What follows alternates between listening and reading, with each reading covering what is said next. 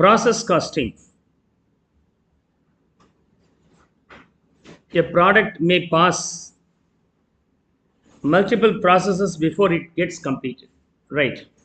Especially in case of sugarcane processing company, right? We have n number of processes. Each and every block will be a P&L account, like you can understand.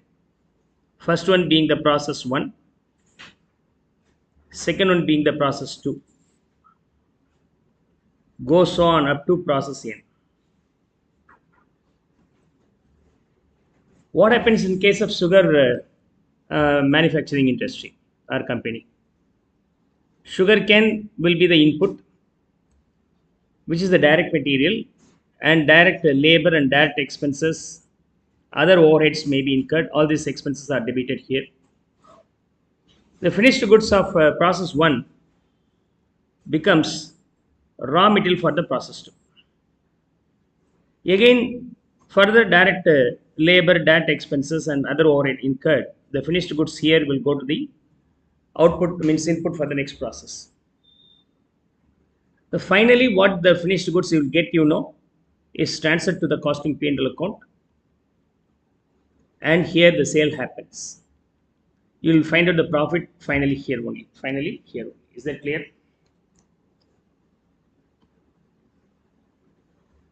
So we have n number of processes, one process to next and next to the last process gets completed. This will be the direct material. Okay.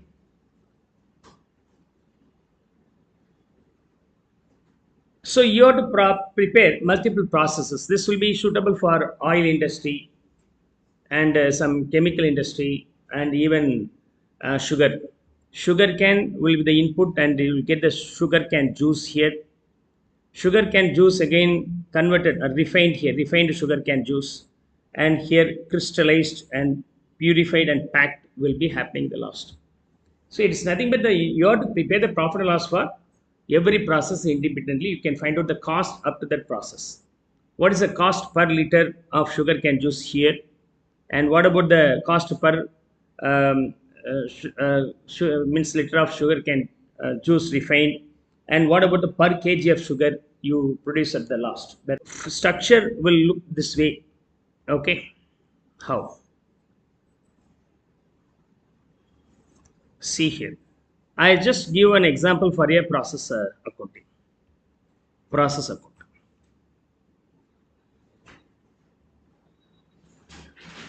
Okay, you are going to repeat the same process account for any number of processes you prepare.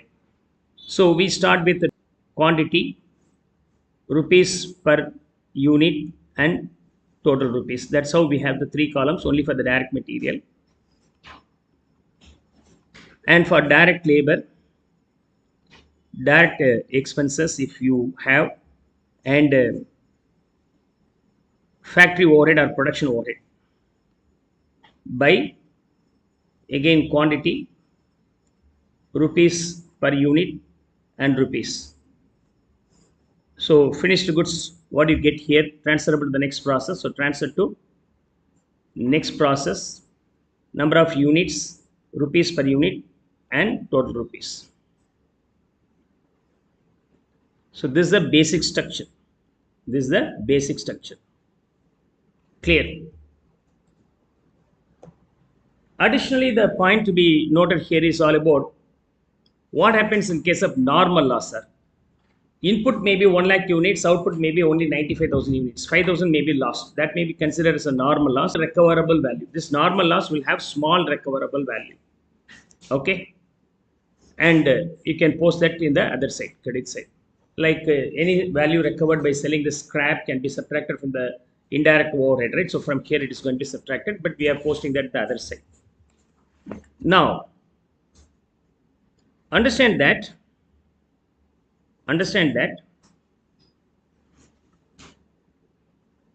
standard output and actual output, you have to find out the difference between these two, standard output and actual output. Standard output may be 100, means input being 100. For that 100, standard output should be 90. Means approximately we lose around 10 units in your process called normal loss. But actual output is 90, no problem.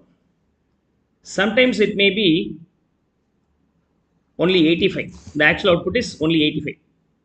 So here the actual output is less than what we expected. What we expected for 100 units of input, usually we get 90, but we got only 85. So we lost how much? 5 units lost. And standard output being 90, but actual output being 95. More than what we expected. 97 like, okay. Then this additional units, is called, sorry, 87. 87. 87, so 90, okay, 93 like, okay, more than a standard. That additional will be called as abnormal gain. So either it may be abnormal loss or abnormal gain may be possible. Is that clear? So normal loss can be posted here. What happens in case of abnormal loss and abnormal gain, sir? That will be posted this way.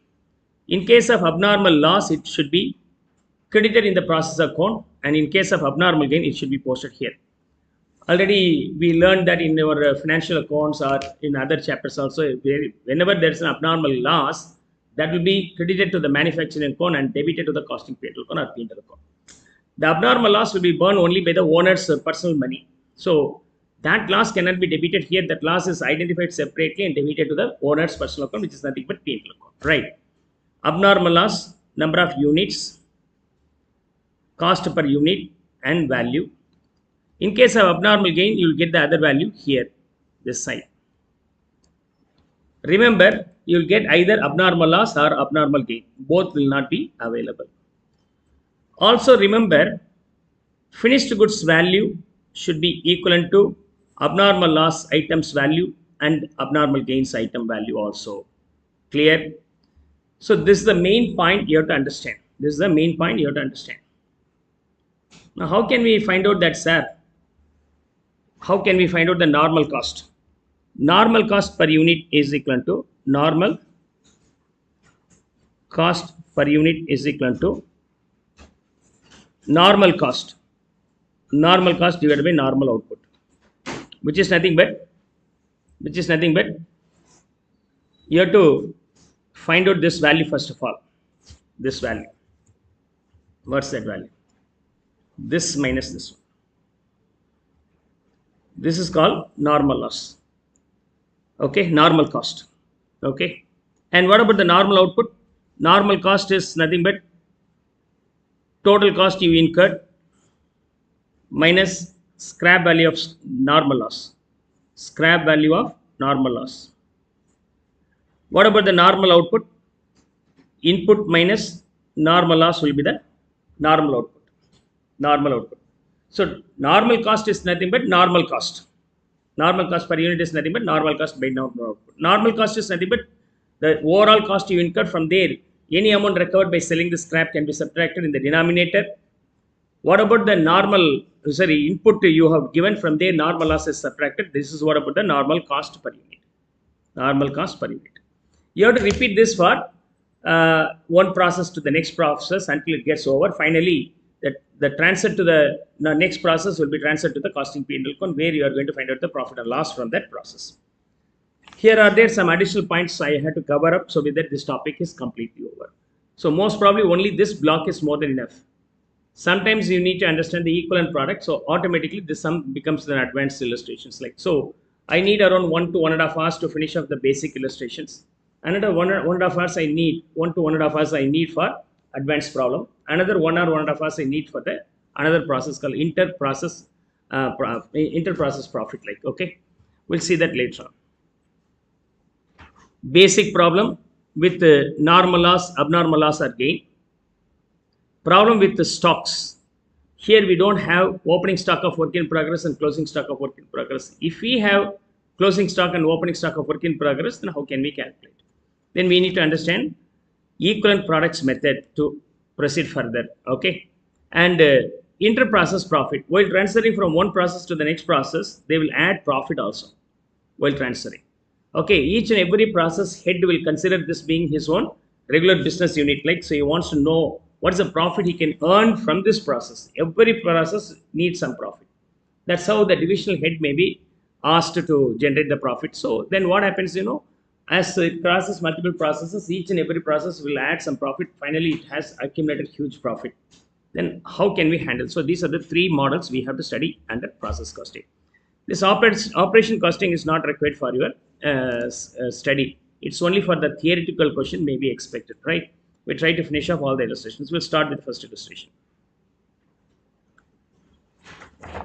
A product passes through three distinct processes, 1, 2, and 3. 1, 2, and 3. Understand? The output of each process is transferred to the next process, and then the output of process 3 is transferred to the finished goods stock.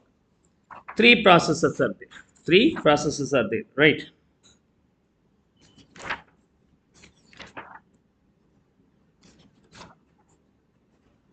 Now, the normal wastage in each process and realizable value are given below. So this is what about the normal value, and the percentage of normal value waste related to the input, and realizable value is also given.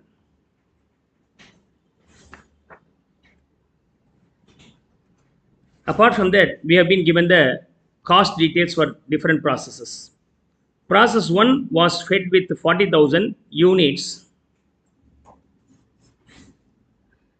at rupees 3,20,000 rupees. This is what about the main input for the process 1.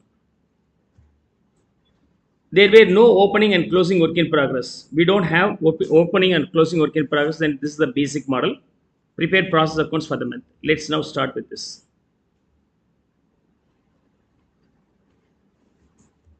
How many process account you have to open? 3 process account.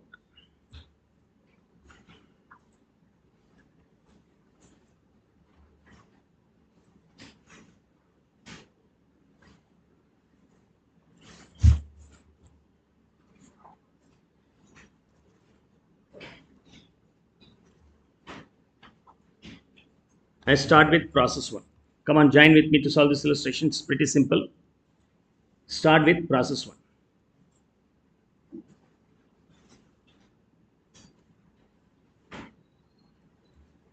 These are the expenses, right? One is first material, direct material, 40,000 units, value being 3,20,000. Other material, I assume this is being the direct material number 2, 1,20,000 rupees. But units is applicable for the only first type of material. Direct labor, 80,000 rupees. Production expenses are factory overhead, 40,000 rupees. Output 38,000. Output transferable to process 2, 38,000 units. What is the normal loss in process 1? 5% will be the normal loss. For the 40,000 rupees, 5% being 2,000 normal loss. And this normal loss has a realizable value of 0.7. Then the value being 1,400. First, you have to tally the units column. If I tally the units column, it gets automatically tallied. What does it mean? We don't have any abnormal loss or abnormal gain here. That's the logic behind. Now you can finish up tallying to find out the finished goods value here. 3,60,000. 5,60,000. 5,60,000.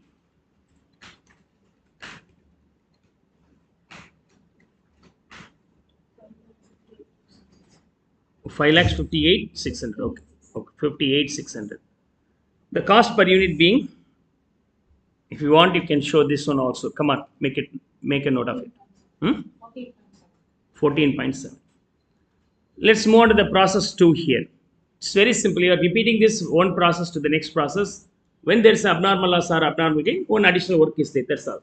Okay, beyond that, nothing is there in this concept. Process 2.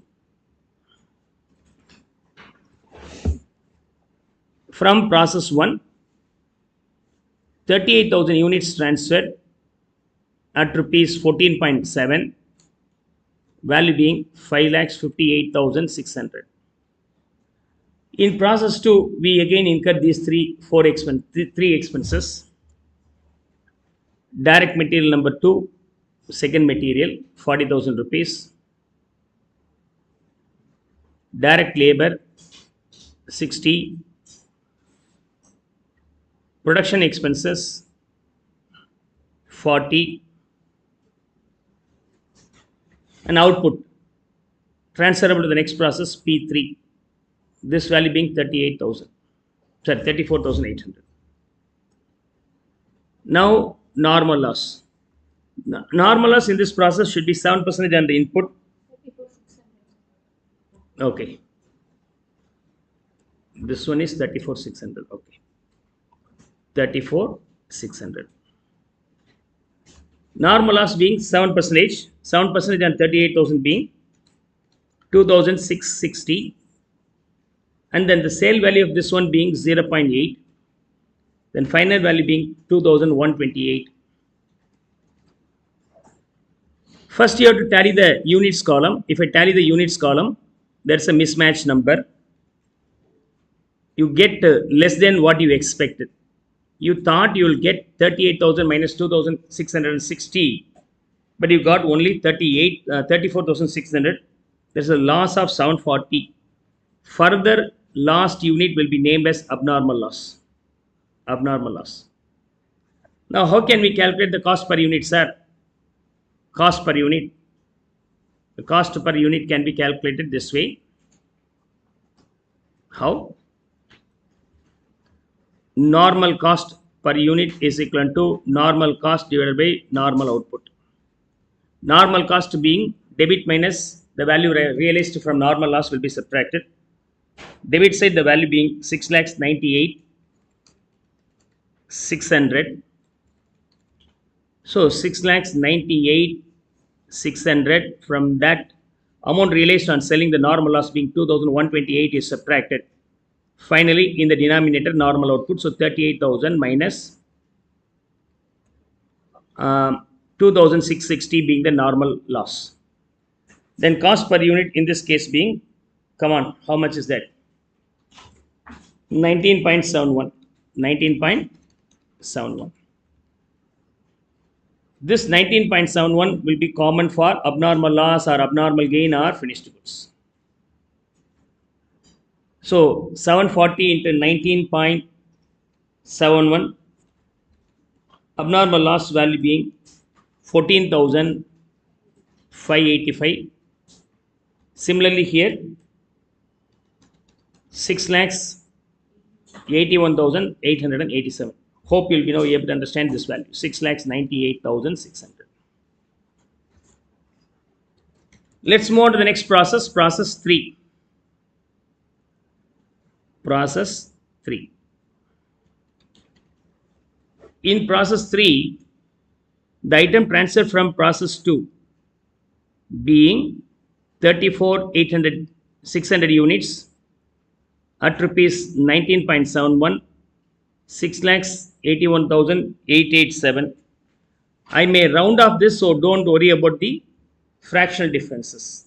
What I do, the value what I calculated here, I keep in the calculator memory itself and multiply it with 740 to get this value. Is that okay? Instead of rounding off.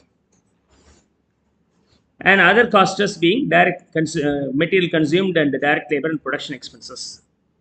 Material 2, this value being 40, and direct labor 60, production expenses 28,000, and finished goods transferred 32,000 units.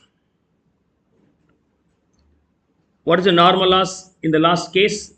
10% on the input, 3,460. This can be saleable at the rate of rupees 1, so 3,460. First you have to tally the units column. If I tally the units column, I get excess output 35,460, 35,460, more than what I expected if I'm getting, then it is called abnormal gain. So the abnormal gain in this case being 860. 860. Now how to calculate the normal cost per unit, sir? Normal cost per unit.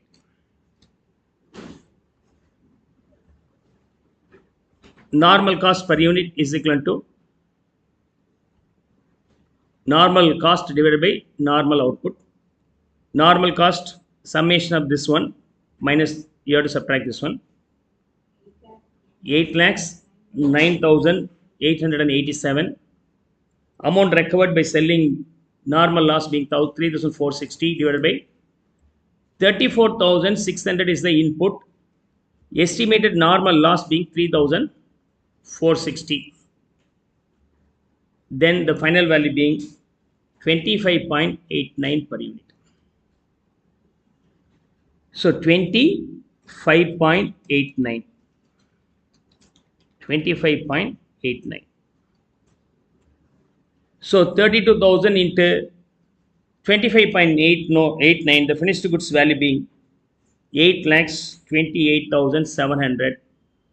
Abnormal gain 860 into this one, 22,273. There may be slight mismatch value. I request you to tally this. To tally this, you have to round off the number closer to that. Okay, while tallying, that will be mismatch. And the total of process 3 here being 8 lakhs 32,160. 8 lakhs 32,160. With that, the content is over. Apart from that, sometimes we may be asked to prepare the abnormal loss or abnormal gain, even normal loss account also. I'll guide you how to prepare that one. So once you are clear with this, let me know so that I'll go for the next one. Come on, make a note of it.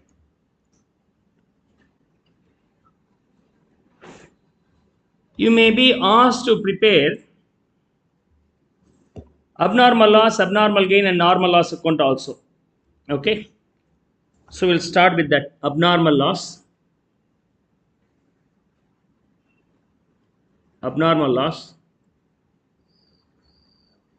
abnormal gain,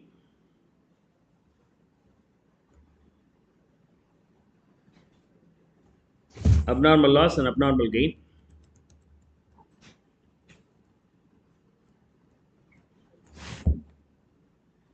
Then normal loss account, costing P&L account.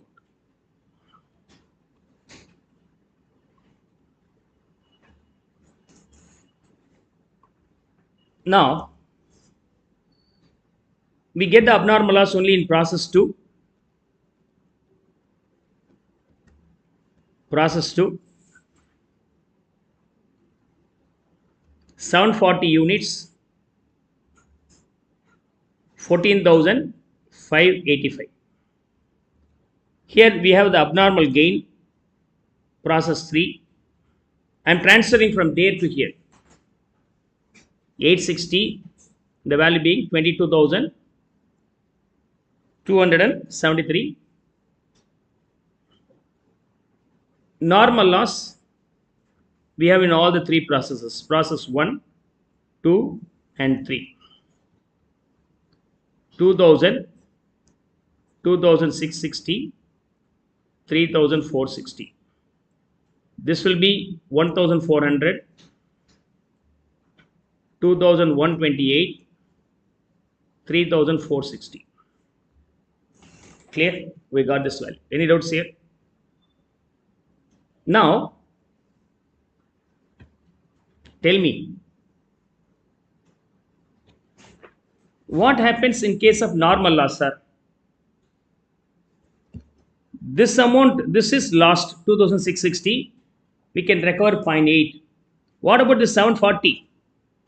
740. 740 also lost. If any abnormal loss happens, normal recoverable amount could be consider as your revenue, you subtract that, balance will be your loss transferable to the costing payable account. So bank, how much you can recover? 740 at rupees 0.8 is recovered. Is that okay? 592. What does it mean? In case of abnormal loss, that item cannot be saleable as a goods. As this item cannot be saleable as a goods, it can be sold as a scrap item. If you are selling this as a scrap item, you can recover 80 paise. The original value being 19.71, but it's scrap, so we can sell it for a scrap value 0.8. So after that, whatever the last item, that's called ultimate abnormal loss transferable to the costing payable account. Clear? 14,585. 14,585. 13,993. 993. Transfer to the costing payable account. Here, abnormal loss. In case of abnormal loss, what do you usually do? Should be credited in the trading account, and the loss will be debited to the P&L account. So we credited with full value. Actual loss is debited to the costing P&L account. The actual loss is only 13,993. Sir, 14,585 loss, sir. Yeah, of course, 14,585 lost, but there is a scrap value recovered. You have to adjust that ultimate loss being only 13,993. In case of abnormal gain, what happens here? 34,600, 32,000, only 2,600 may be available as a scrap. Am I right? How much of the items available as a scrap for sale as a scrap? 34,600, finished goods 32,000, 2,600 is missing. Only this 2,600 may be lost. Only this 2,600 may be lost. 2,600 into 1 will be recovered, not this entire amount. So when there is an abnormal gain, it affects the normal loss. So you have to subtract this one to that extent of normal loss here. 860 into 1, 860 will be subtracted. So here, abnormal gain, due to that, 860 units sold for 860 not recovered. The actual amount realized in selling the normal loss being only 2,600. Now you just check 2,660, 3,460 minus this one. How much you get? 2,600 will be getting that directly. In case of abnormal gain, ultimate abnormal gain transferable to the P&L account being this one. Transfer to costing P&L. Come on, tell me what's the value? 21,413. I transfer here abnormal gain. So from this it is very clear, in case of abnormal loss, okay, abnormal loss, original value minus amount recoverable by selling this as a scrap will be the ultimate loss. The same happens in case of abnormal gain also. Overall abnormal gain minus amount we supposed to recover by selling the normal losses. What will get? 6,128 balancing figure, 6,988 here.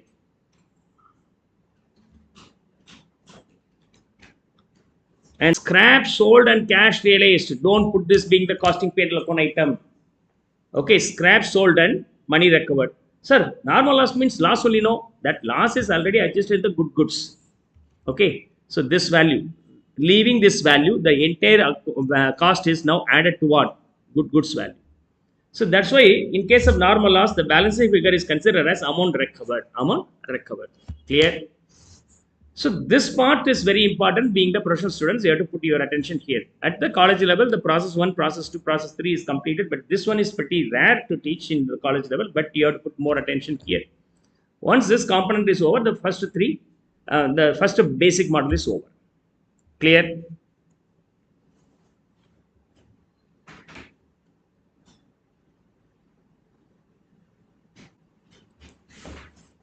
Question number 2.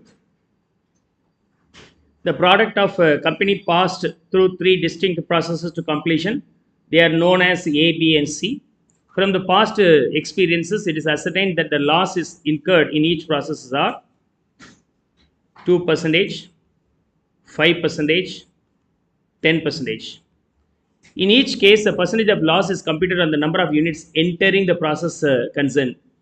Okay, whatever the input comes to that process, based on that we can calculate the normal loss. The loss of each process possesses a scrap value. The loss of process A and B are sold 5 rupees per 100 units, otherwise 0.055 paise per unit for these two. And that of C at 20 rupees per 100, otherwise 0.2 rupees, 0.2 rupees. The output of each process passes immediately to the next process and finished units are passed from process C into the stock. 20,000 units have been issued to process A at a cost of rupees 10,000. So 20,000 being the input at rupees 10,000. That's the first main item introduced. The output of each process has been as process A 19,500. So the output here being 19,500. Output being 19,500. And process B 18,800. Process C 16,000.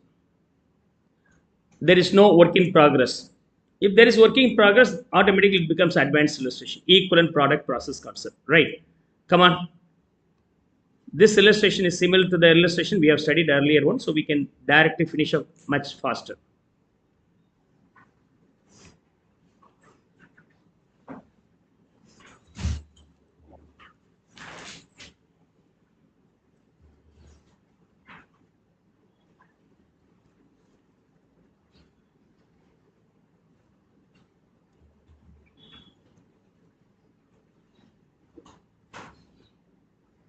Yes. Start with process A.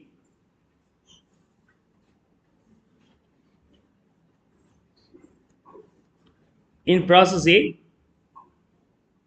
20,000 units at rupees 50 paise each, total being 10,000 rupees.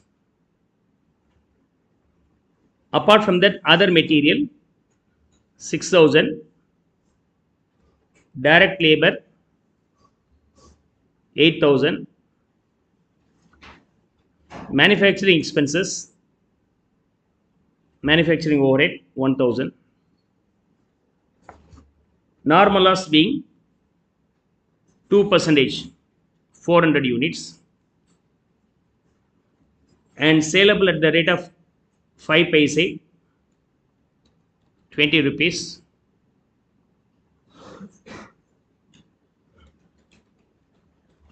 Right. 200 rupees. Huh? 5 paise. 0.05. And output transferable to the next process.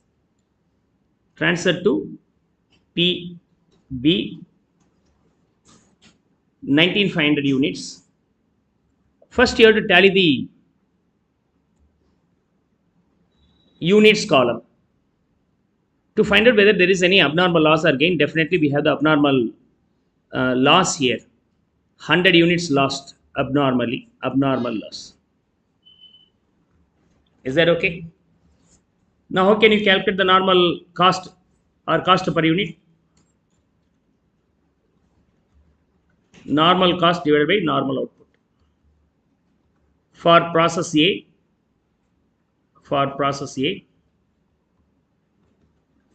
what is the total of the debit side?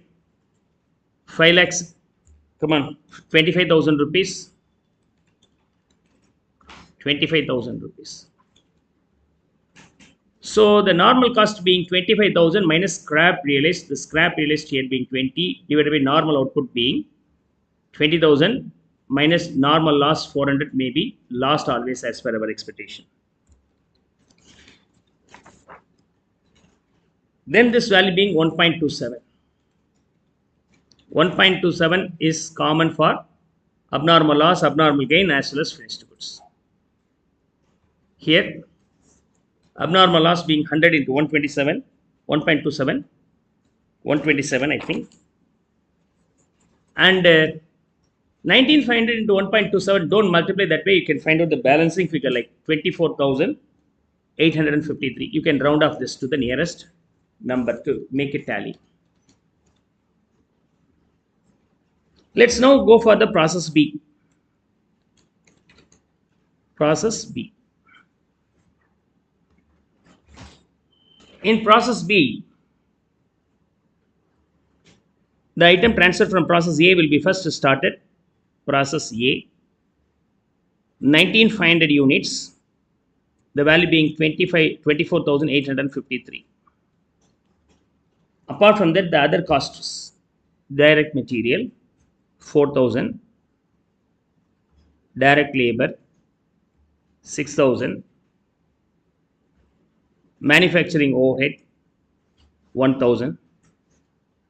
Here we have normal loss of 5%. 5% on this being how much? 975. This can be saleable at the rate of 5 paise per unit. I can round off to the nearest whole number, 49. Output in process B, finished goods transferable to process C, 18,800. First you have to tally the units column. Predominantly first they usually give normal loss, abnormal loss like, then they will give abnormal gain like. So here 19,775, 19,775. 275 amount you have excess here, abnormal gain. Okay, now how can we find out the value for process B? Debit side total minus this one. Debit side total being 35,853. Am I right? Minus credit side value being 975. Sorry, 49. Whole divided by the input being 19,500. Normal loss 975 should be subtracted. So the ultimate cost per unit here being 1.9345. 1.9345. 1.9345. 1.9345. So abnormal loss, abnormal gain, 275 into 1.9345, 532. Now total this 36,385. 36,385.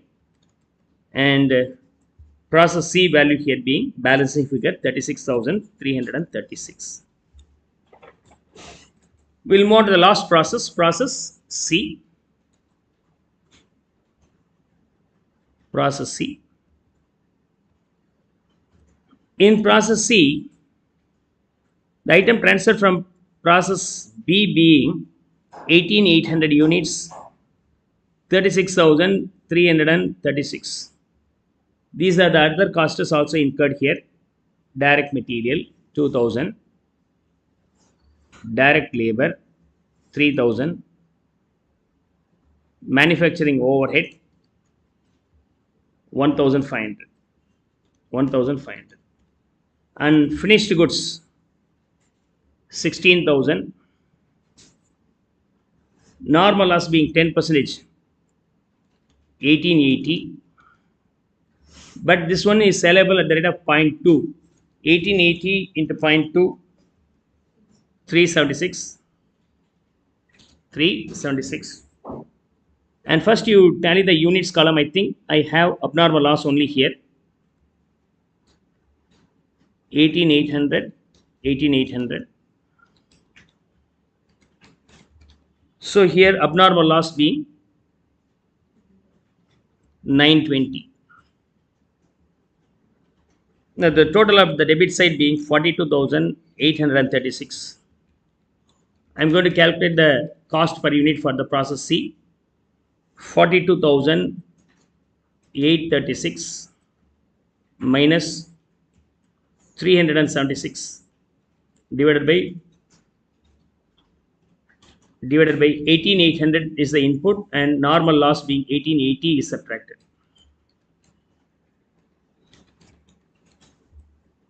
2.5098. 2.5098. 2.5098 for both. Then abnormal loss in this case being 2,309 and here 40,151. The total value being 42,836. Clear?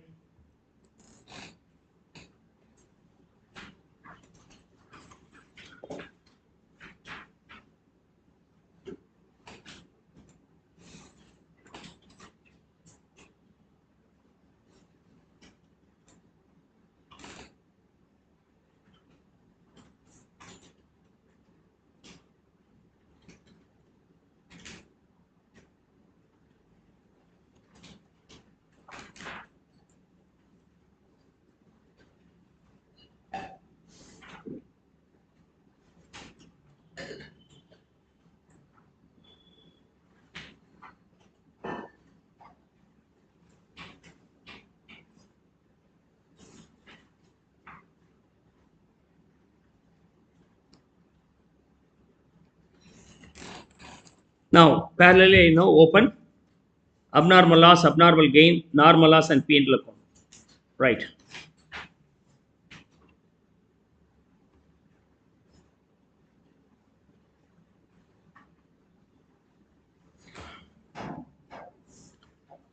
So, abnormal loss account, abnormal gain account, then normal loss account, finally costing P&L account. In abnormal loss, we have abnormal loss from process 1, process A. How many units? 100 units, 127. And here also we have 920 units at rupees 2309. Here we have the abnormal gain should be transferable here. So from process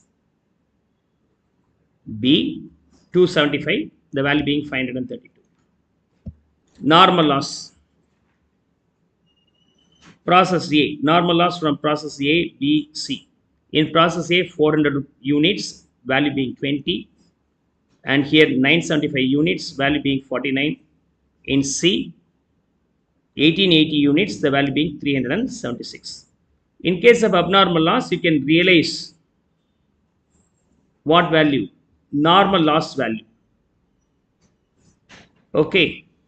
For A, 100 into how much you will be realizing? 0.05, 5 rupees. For C, 920 per unit, the realizable value being 0.2. 0.2. 184. Okay. Balance will be transferable to costing P&L. 2436. 2436. Balance amount being 2247 is transferable to the costing P&L. In case of abnormal gain, this will have the impact on normal loss. So you have to adjust that in the normal loss. 275 per unit in this process B being 0.5 paise. Sorry, 0.5, 0.05 rupee. The value being 14 rupees. I can make it 14 rupees. Balance amount is transferable to the costing P&L account. Costing P&L account.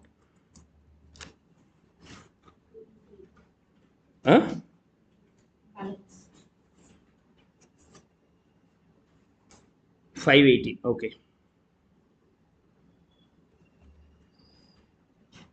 And in normal loss, abnormal loss should be first adjusted. 275 units, value being 14. Balance will be amount recovered by selling, cash. 445. 445. And this value being 431. Clear? So with that, this concept is completely over.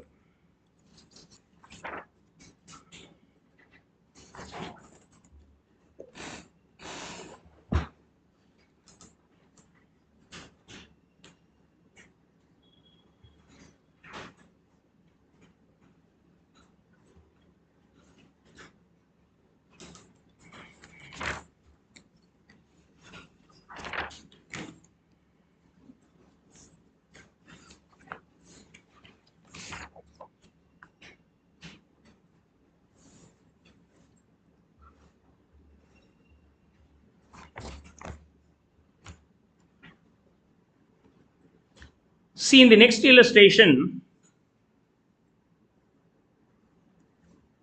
the finished goods here 19,500, is transferred to the next process. But in the next illustration, probably two-thirds is transferred, two-thirds is directly transferred to the costing P&L.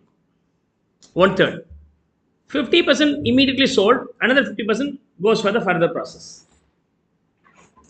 Okay, then how can we work out? You can consider the another 50% sold immediately part of here itself to find out the profit in process A itself, or you can transfer completely to the costing P&L account and you can find out the profit. That is a scenario. Let's try this illustration. A product passes through three processes A, B, and C. The details of expenses incurred on the three processes varies under. Right. So other expenses and selling price per unit of output is given here. That's very interesting here. So what does it mean? Some items processed in A not transferred to B immediately sold as that stage itself. While selling at that stage, it is saleable at the rate of rupees 120. If it is further processed in B, then the sale price increases from 120 to 165. Even after spending some more money in C process, then the final sale price being 250. Okay. Management expenses during the year were 80,000 rupees and selling expenses were 50,000 rupees. These are the common expenses, can be debited directly to the P&L account. Not for respective or cannot be allocated to any of the processes independently. These are not allocable to the processes. Actual output of three processes being 9,300 output, 9,300, 5,400 and 2,100. That's what about the output of every process. Two-thirds of the output of process A and one half of the output of process B was passed on to the next process. From here to here, only two-thirds. From here to here, only one-third, one half. The balance was sold. What does it mean? Two-thirds from A is transferred to B and one-third of a processed item in A can be saleable at this rate, 120 itself, right? And normal loss of the three processes, normal loss. 5%, 15%, and 20%.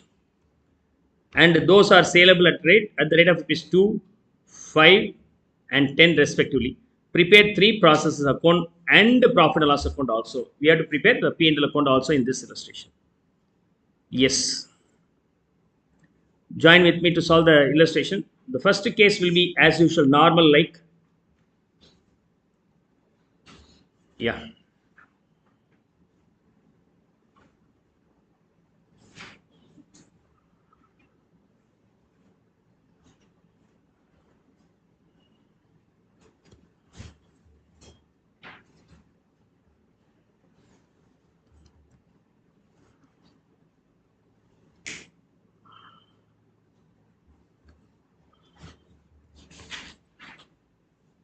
Yes.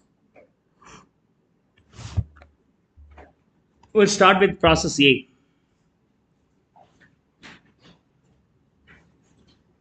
Process A.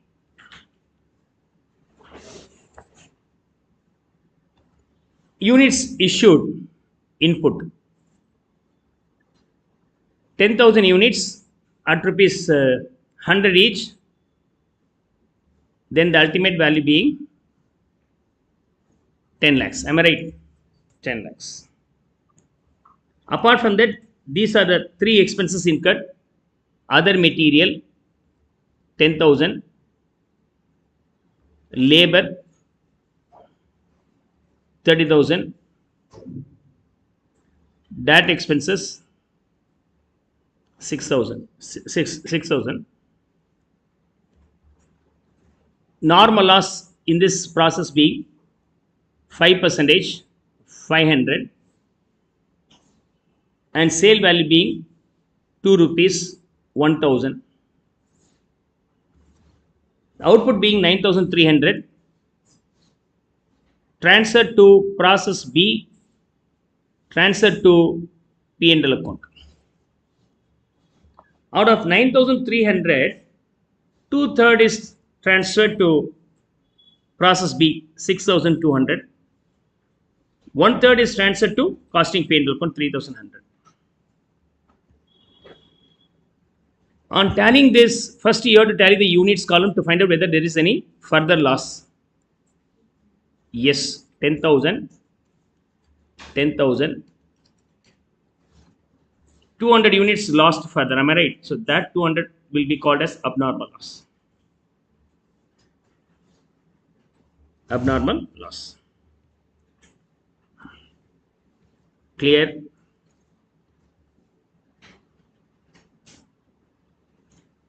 Now find out the cost per unit. Cost per unit is equal to normal cost divided by normal output. Normal cost, the total of this side being 10,46,000. 10,46,000 divided by 10,000 minus 500. 10,000 minus 500. Normal output. What's the value? 110. This 110 will be common for all these values.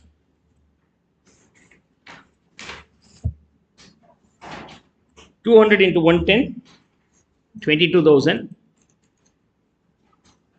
6,82,000. 3,41,000. 10,46,000.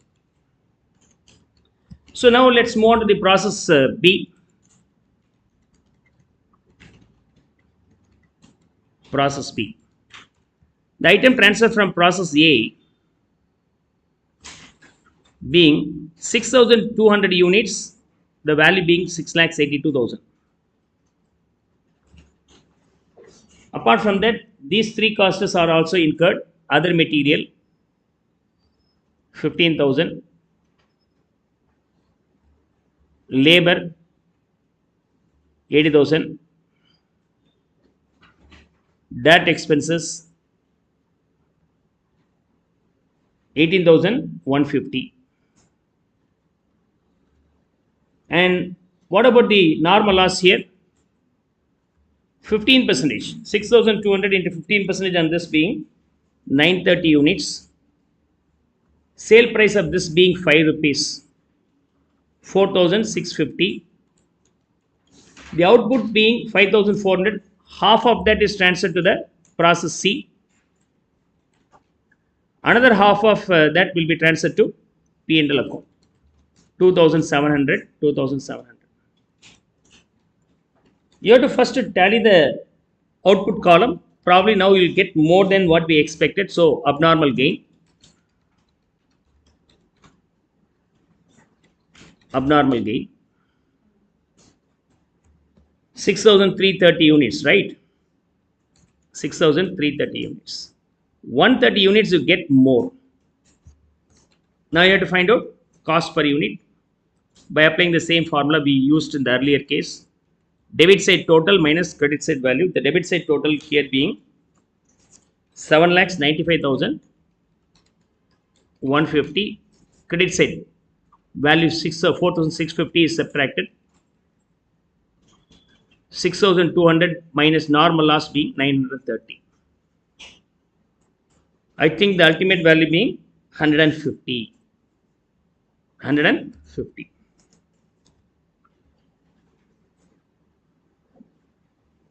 4,659, right?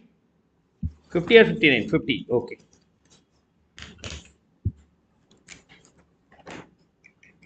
Then you put that 150 for all these values.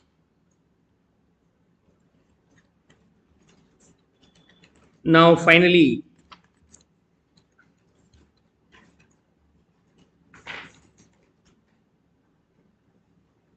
$19,500 and this value being 4,05,000 each. 4,05,000 each. Okay.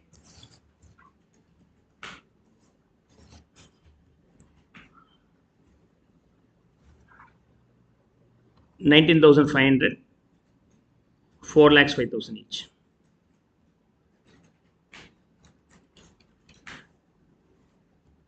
The ultimate value being 8 lakhs 14,650. 8 lakhs 14,650. Then we'll move on to the last process, process C.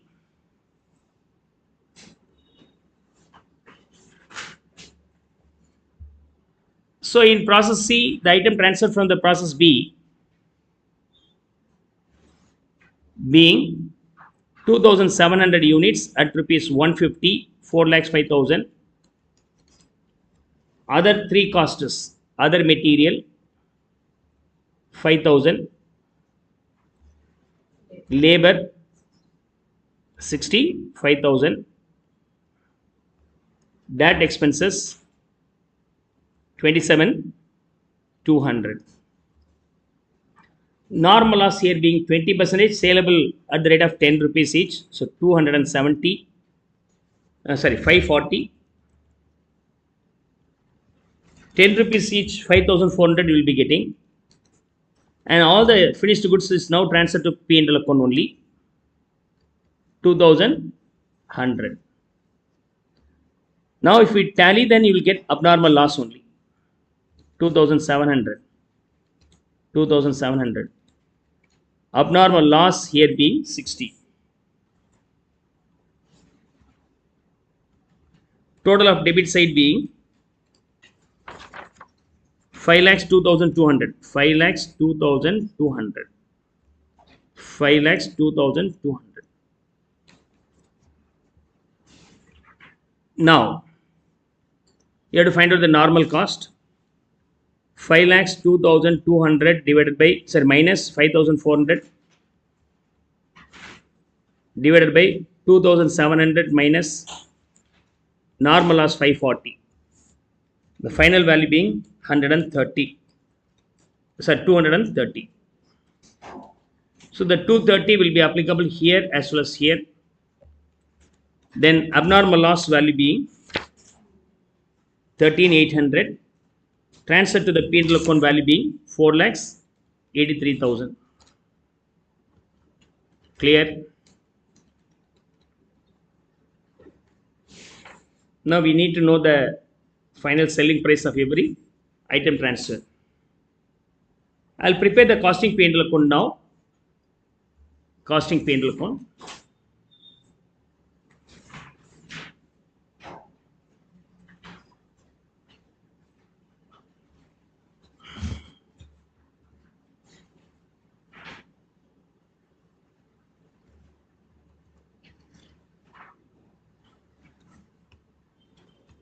So costing P&L account.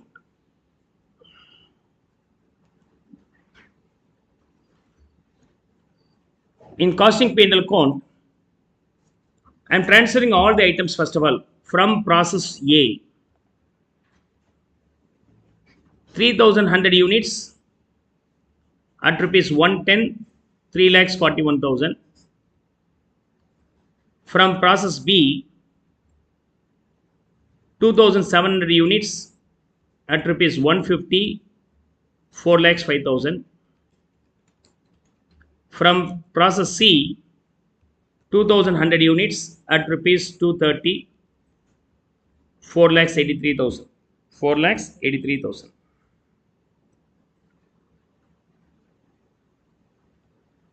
Sale. The item transferred from process A, 3,100, process B 2,700, process C 2,100. Sale price being 120, 165, 250. Then overall sales collection being 3,72,000, 4 lakhs 45,500, 5 lakhs 25,000. Apart from that, we have non-allocable expenses being 80 and 50.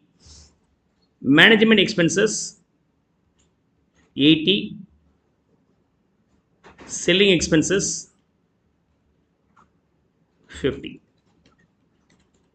Selling expenses 50. You have to find out abnormal loss, if any, also debited here. Abnormal gain should also be credited here. Abnormal loss and gain. Finally, you can find out any profit or loss because of this process. So for the amount transferable to costing P&L account from abnormal loss and abnormal gain, we have to prepare those accounts here. Okay. Abnormal loss account, abnormal gain account,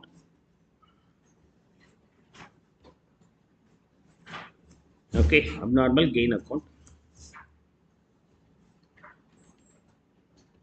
then normal loss account, then normal loss account. Here is abnormal loss from process A, 200 units, 110 each, 22,000, and B, C, 60 units, 230, 13,800. Here we get the abnormal gain from process B, 130 units at rupees 150 each, 19,500.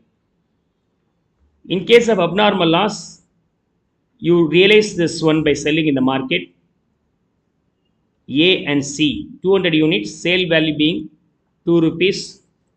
In case of C, the sale value being 10 rupees, right?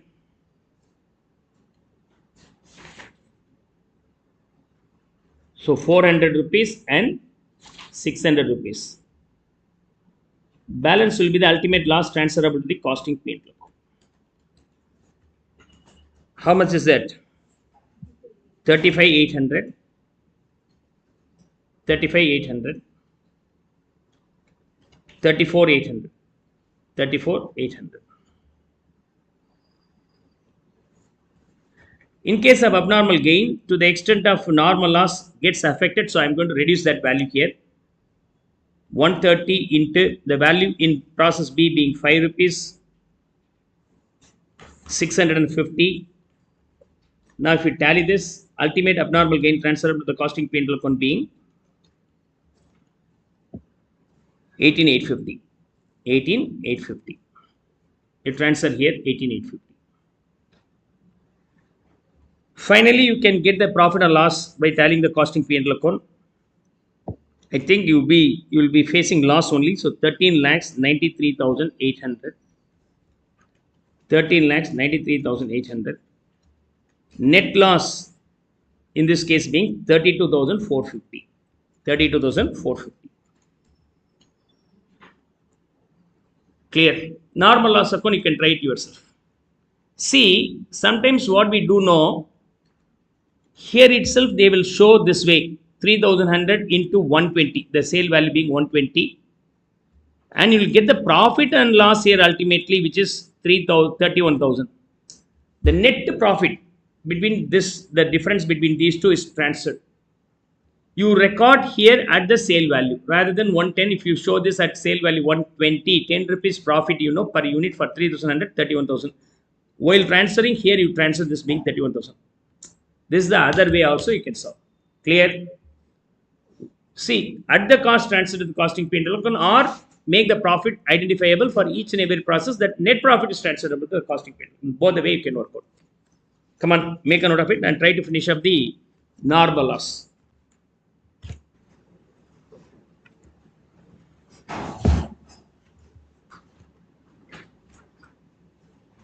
Equivalent product. In case of equivalent product, how the sum will be solved? Let's start with the usual model. Okay, first of all. Then I will guide you the adjustments regarding the stocks. From the following particulars, prepare the following in the balance books of X Limited: statement of equivalent cost and apportionment of cost. You prepare the process account first of all. Process account first of all.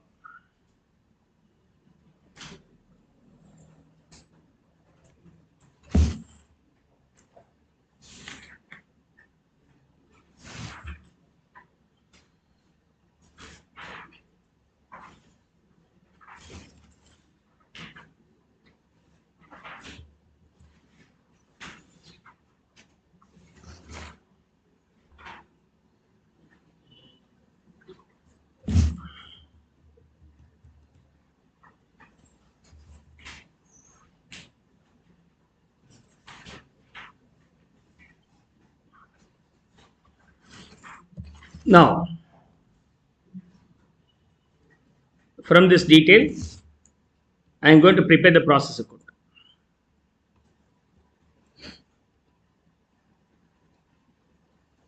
Process account. Opening stock on this date,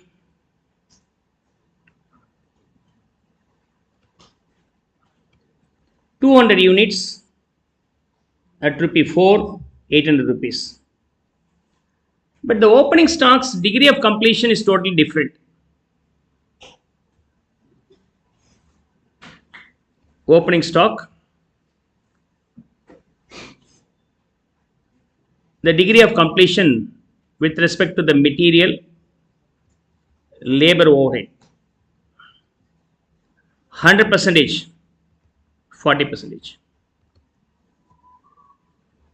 Units introduced during the month August 25th, 100, August 150.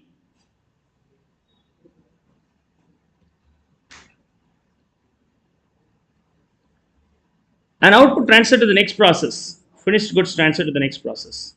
1100. Closing stock 150 units. And degree of completion of the closing stock, material 100, labor and overhead 70%. Other relevant information regarding the material, 1050 input is at a price of rupees 3150. Apart from that, labor 4500, overheads 2250. Clear?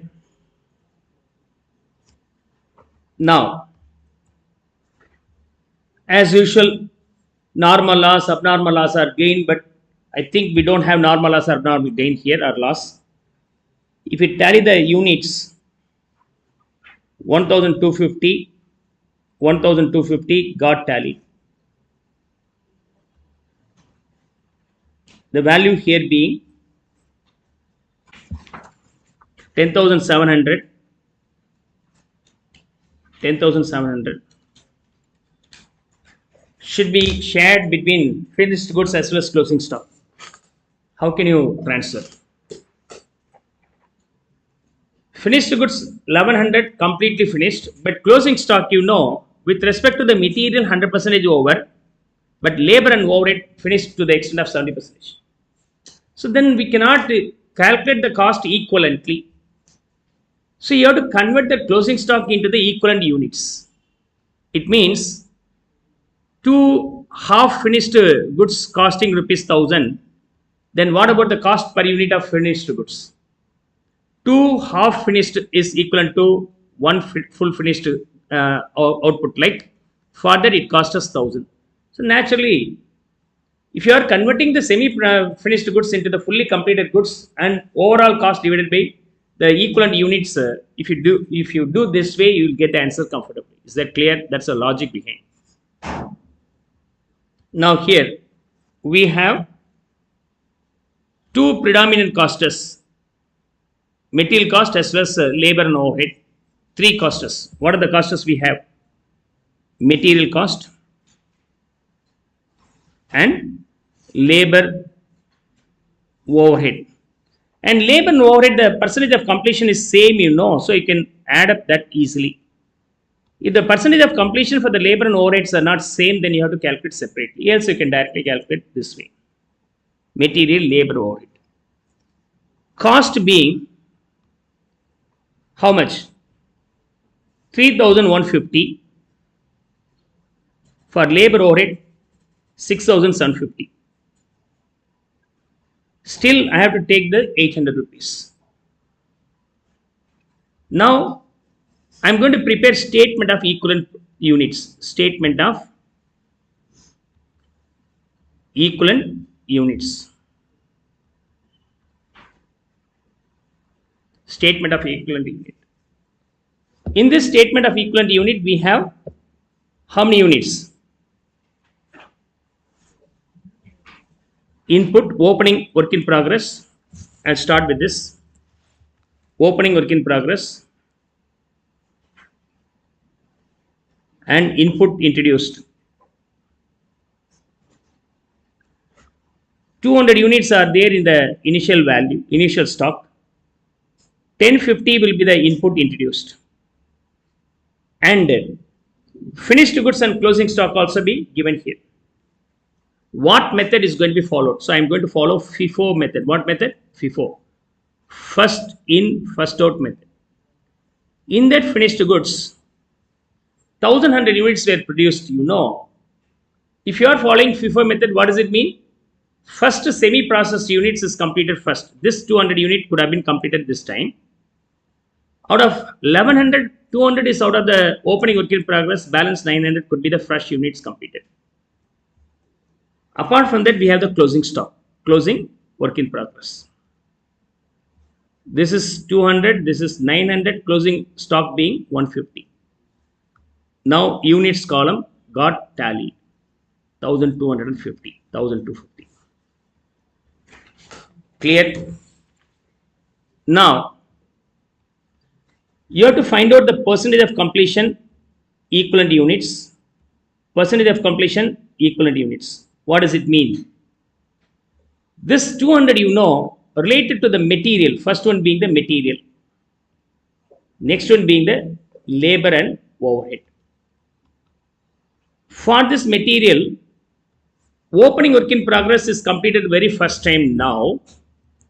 Related to this opening work in progress, especially material, 100% already completed in the previous year. How much material is going to be incurred in this year? 0. For that opening work in progress state item is completed in this year. For that already material is introduced and completed 100%. In this year, we no need to spend even single penny for the material. Single penny for material. And in case of labor and overhead, 40%. Last year, 40% is completed. Remaining 60% could have been introduced in this year. Clear? What about the another 900? This 900 is the newly introduced in this year, completed fresh in this year itself. Means 100% material is introduced in this year, 100% labor and overhead introduced in this year. Closing work in progress 150, we have no in that. Material being 100%, and for the labor and overhead, we have completed 70% in this year. Balance 30% could be completed in the next year. So I am converting that all the items into the equal number of units with respect to the material, labor, overhead independently. We don't introduce material cost for this 200 units, 0. For this 100% is introduced 900. For this 100% is introduced 150. So the overall value being 1050 rupees worth material is completed. Material introduced in this year is relevant for 1050 finished goods item, equivalent unit. In case of labor and overhead, 200 into 60, 120 units material, labor and overhead incurred in this year. For the 900, 900 into 100, 900. 70% of 150 being 105. How much worth of labor and overhead incurred in this period? 1125. Is that okay? 1125 units worth labor and overhead introduced in this year. Now come on. Equivalent units. Equivalent units. This 3050 rupees is incurred for how many units? 1050 equivalent units. This 6750 is incurred for how many units? 1125. Then find out the cost per unit. 3 rupees, and this will be 6 rupees, right? 6 rupees. Hope you'll be now able to get this answer. Now, we need to introduce one extra step, statement of equivalent product. Second one is calculation of cost of goods produced. Cost of goods produced completely being 9 rupees and material cost alone per unit being 3 rupees, labor and overhead per unit being 6 rupees. 9 rupees is the total cost. Now, the third step, we have to calculate cost for finished goods as well as closing stock of work in progress, these two. Now, let's start with finished goods. In case of finished goods, you know how many finished goods we have? 1100. In that 1100, in that 1100, 200 units is from opening work in progress. This one, opening cost, how much? Opening cost, 800 rupees. And this year cost, current year, okay, current year, for material, for labor and overhead. For material, zero cost. For labor and overhead, 120 units. Material cost per unit being 3, labor and overhead being 6. We don't spend even single penny for material in this year. All the cost already incurred in the previous year, that is included in this 800 rupees. In labor overhead also, 40% completed in the last year, and that cost is already included here. Remaining 60% is incurred in this year for 120. So this is 0, this is 720, overall value being 1520. And what about the another item, sir? Another 900 units, fully completed in this year. Fully completed means 9 rupees you can directly take. Material, labor, overhead, 100% is used for this current year. So 8,100. Then overall value being 9,620. 9,620. Is that clear? Balancing figure will be the closing stock. Anyhow, I'll calculate for the closing stock also. In case of closing stock, material, labor, and overhead. How many units of closing stock related to material? 150. In case of labor and overhead, it is related to 105 only. For material per unit being 3 rupees. For labor and overhead per unit being 6 rupees. So this is 450. This will be 930. Am I right? Sorry, 630. Overall value being 1080. Balancing figure should be the same, 1080. Hope you'll be now able to understand this one. Remember a shortcut in order to avoid the mistake. While you finish up preparing the process account, post all these units here,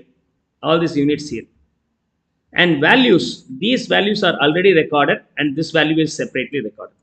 This will go here, this will go here. Is that clear? So if you are able to identify this model, this step, or recognize this step, then you can solve the illustration easily without any trouble. Clear? Come on, make note of it.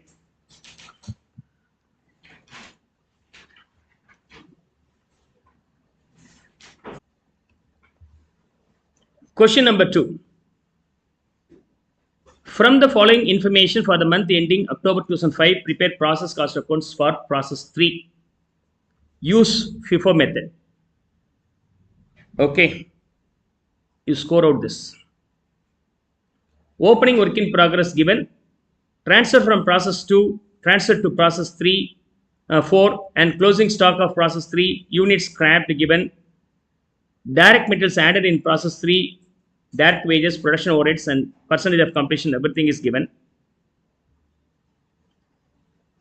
Normal loss in process 5% and the scrap sold at 3 rupees per unit. What you have to do? Prepare the process account first of all. You have to prepare the process account.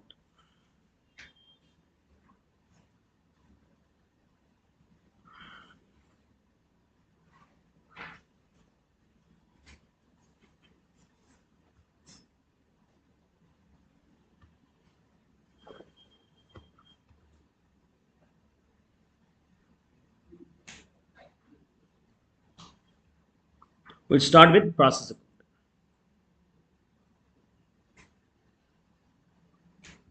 And this one is all about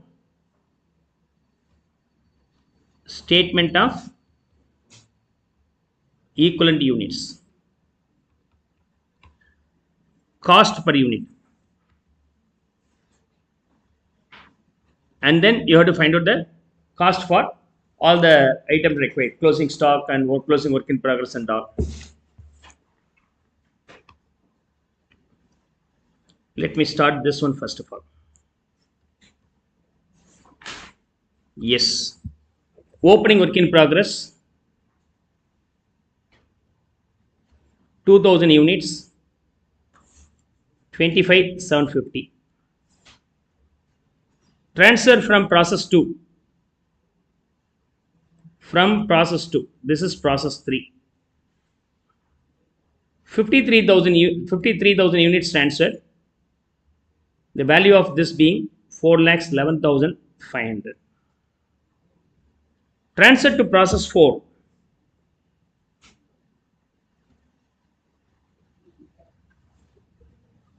48,000 units. Closing stock of work in progress 5,000 units. It's not completely finished unit. Unit scrapped will not be shown here anyway. Direct material added, other material added fresh in this process 1,97,600. Direct wages 97,600. This unit scrap is actual. We never take this actual anywhere. We compare the actual and normal loss and difference if there is any abnormal loss or abnormal gain. That's how we'll name it. And production overhead 48,800. 48,800. So I have completed all these postings. Now we have been given the degree of completion. Degree of completion. And then the normal loss details are available here. Normal loss in the process being 5% of production. 5% of production. Then what is called production? Opening stock plus purchases like here input minus closing stock will be the production. Opening stock 2,000, input 53,000, 55, closing stock being 5,000, production being 50,000 rupees. So the normal loss being 5% on this, how much is that? 2,500. But actual units scrapped being how much? 2,000. We estimated 2,500, but actually happened only 2,000. So definitely 500 difference is there. That will be abnormal gain. Or if you tally the units column, you'll get easily. What is the value? 55,500. 55,500. 55,500. And 500 being the abnormal gain. This is abnormal gain. Clear? Normal loss saleable at the rate of rupees 3, so 7,500. Now, you have to find out what costs. Here, the level of completion for the labor and overheads are same, you know. So then you can club these two into single one, labor and overhead. Sometimes the level of completion for the labor and overhead is totally different, then you have to open it or prepare it separately. Let's see. Opening work in progress and input. Opening work in progress being 2,000, input being 53,000. 53,000. Finished goods. Finished goods being 48,000. What method you are following? FIFO method you are following. As you follow the FIFO method, opening work in progress will be completed first. And out of 48, balance 46,000 will be the new item, new input. And we have what? Closing stock, 5,000 units. And we have normal loss, 2,500. You have to take all the units. And still we have abnormal gain. Abnormal gain is in the other side, so put the value here in brackets. In brackets, negative value. Is that okay? Now finish up totaling the units column. You'll get the total matched 55,000. Now you have to find out the equivalent product for material separately, labor overheads separately. Okay, sometimes you have to prepare for material, labor, overheads for all the three separately, but here the level of completion for the labor and overheads are same, so you can prepare consolidated manner. So for material, for labor and overhead, for labor and overhead. Percentage equivalent units. Percentage equivalent units. Now, for the opening stock, material completed 80% in the previous year. In this year, how much you might have introduced? Balance 20%. Am I right? And in case of labor and overhead, 60% completed in the previous year, balance 40% year.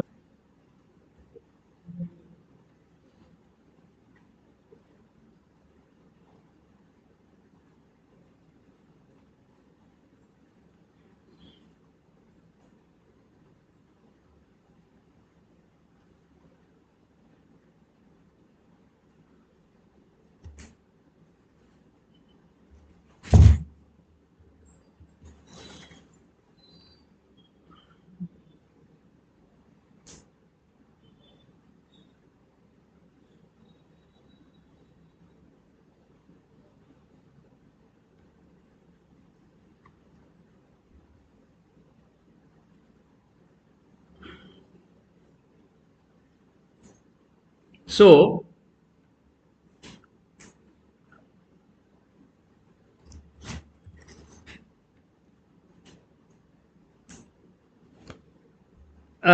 in case of, I'll rebrief here. In case of opening stock, 80% material is completed, balance 20% here. Labor overhead 60% completed, balance 40% completed here. For newly introduced item, 100% completed here. In case of closing stock, 70% completed means 70% completed in this year. You have to take 70. Labor overhead 50% completed taken. Always remember, in case of normal loss, it will be zero only. It will be zero only. Level of completion will always be zero. In case of abnormal gain, level of completion is always 100. In case of abnormal loss, level of completion for scrap, if given, then that will be applicable. Also given in the very initial page itself related to this calculation. Preparation of statement of equivalent units here. Normal loss level of completion is always nil. Abnormal gain level of completion is always 100%. Abnormal loss, the level of completion is usually equal to the level of completion of normal loss if given. Okay, two materials are there, right? One material may be transferred from the previous process, another material may be introduced fresh. The material transfer from the earlier process may be assumed to be 100% completed in this process, always. So these are the small ideas you have to keep in your mind.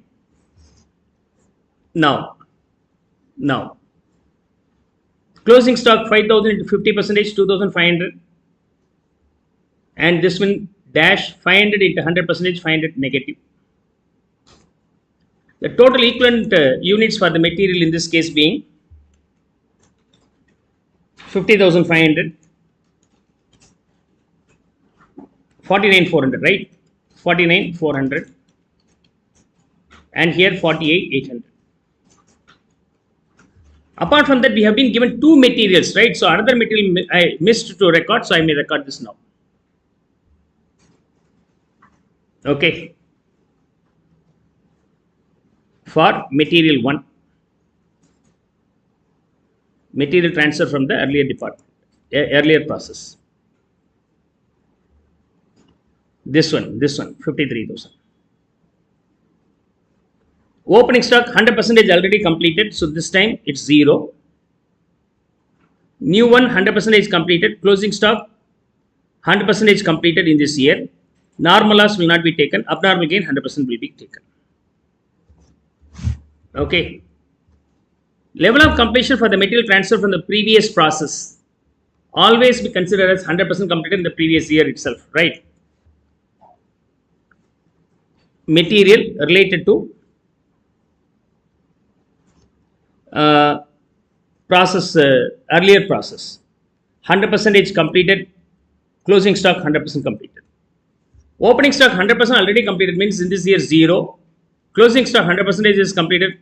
In this year, you have to assume this way only. Then 2000 into 0, 0. 46,000 into 100%, 46,000. Okay. And 100 into 5,000, 5,000. Normal loss dash, abnormal gain 500 negative. The total of this one being 50,500. 50,500. Is that clear?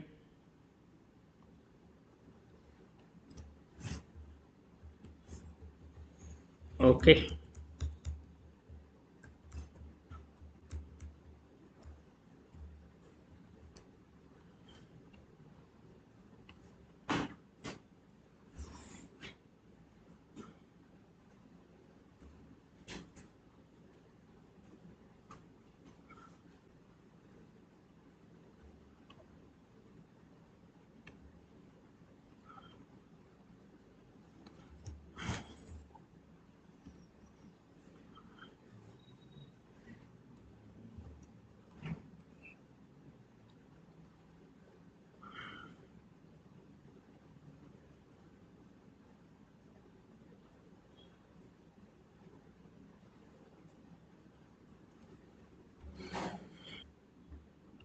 Now, so we have completed all the units.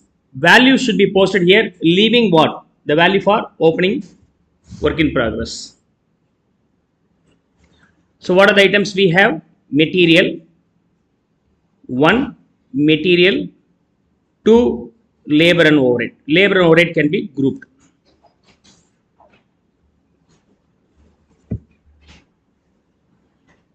Now, cost 4 lakhs 11,500, 1 lakh 97,600, 97,600 and 48,800. You can add these two and get me the value.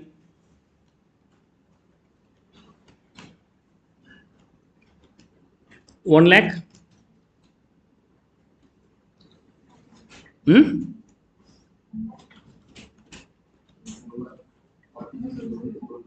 1,46,400. Scrap value can be subtracted. Minus scrap value can be subtracted from either material 1 or material 2. So I subtract from here. The ultimate value being 4,04,000. Equivalent unit. Equivalent unit for material 1 being 5,500. Material 2 being 49,400. Labor and overhead 48,800. Now cost per unit. For material 8 rupees, for material 2 4 rupees, for labor overhead 3 rupees, or in total 15 rupees. In total 15 rupees.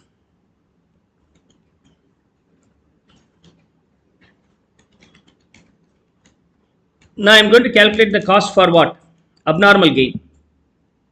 In case of abnormal gain, it is nothing but only 15 rupees. It is nothing but only 15 rupees. Full unit, 100% completion stage.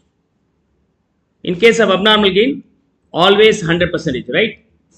So, directly 15 rupees will be taken, the value being 7,500. In case of finished goods, 48,000. In that, 2,000 is the opening item, and balance will be the new item. In this, opening cost being this 25,750 not taken. No, I am going to take this one. So 25,750. Balance 2,000 for material 1, material 2, labor and overhead. That's how you can classify this. Material 1, material 2, and labor and overhead. and labor and overhead. For material 1, equivalent units being 400. Material 1, 0. For material 1, 400. For labor and overhead, 800 will be taken. And this one is 8 rupees, this one is 4 rupees, this one is 3 rupees, isn't it? 843. 0, 1600, 2400, overall 4000 rupees. New item 46,000, completed 100% with respect to all, then you can simply multiply with 15. Final value being 6,90,000. Then finished goods value here being 7,19,750. 7,19,750. Then closing stock of work in progress 5,000. Material percentage completed. Material 2 100% completed. 500 only, no? 5,000, right? Okay, here is closing stock 3,500, but for the material 1 5,000, for material 2 3,500, for labor overhead 2,500. Material 1 cost rupees 8, material 2 cost rupees 4, labor and overhead cost rupees 3. 40,000, 14,000, 7,500. The ultimate value here being 61,500. So 61,500. Finish of tallying the process account. Now it gets automatically tallied. There will not be any complications. 7,88,750. 7,88,750. Clear?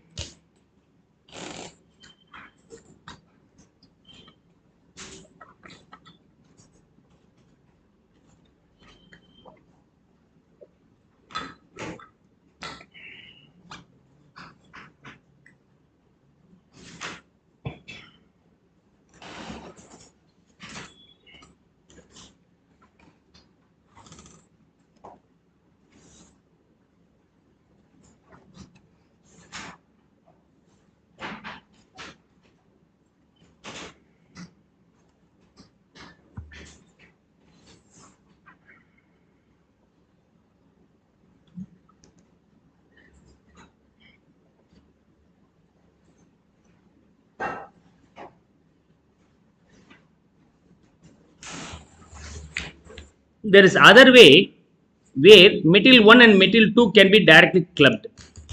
That way also you can work out, you will get the answer. But fractional difference will be there, okay? But there will not be any harm. If you are clubbing this, then material 1 and material 2 will be shown in a single column, not this one. Is that okay? That way also you can solve. That way also you can solve. Next illustration I am going to solve in that angle. I am going to club material 1 and material 2 as single item. If it is clear, text me. We will move on to the next illustration. Question number 3.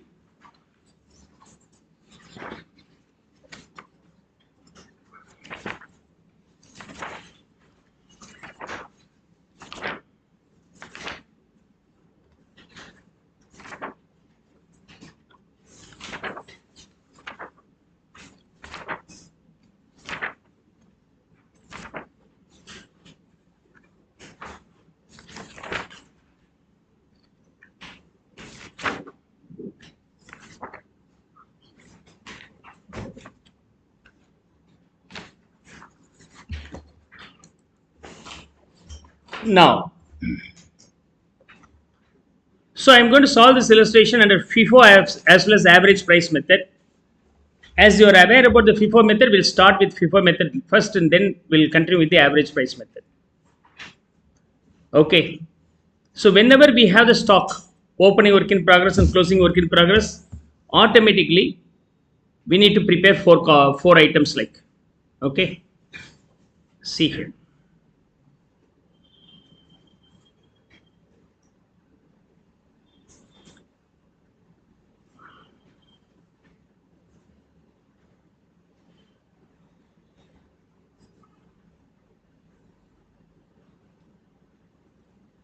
So process account,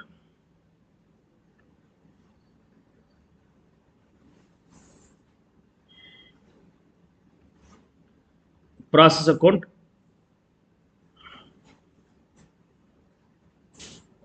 statement of equivalent units,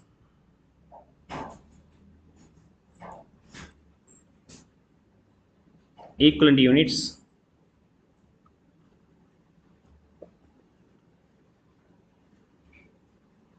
cost per unit, and finally we can calculate for the closing stock, finished goods and all.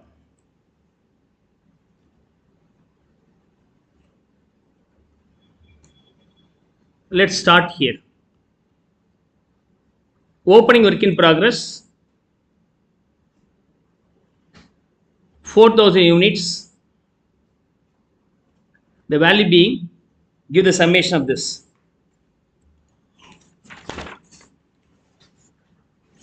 45,600. And its level of completion also given.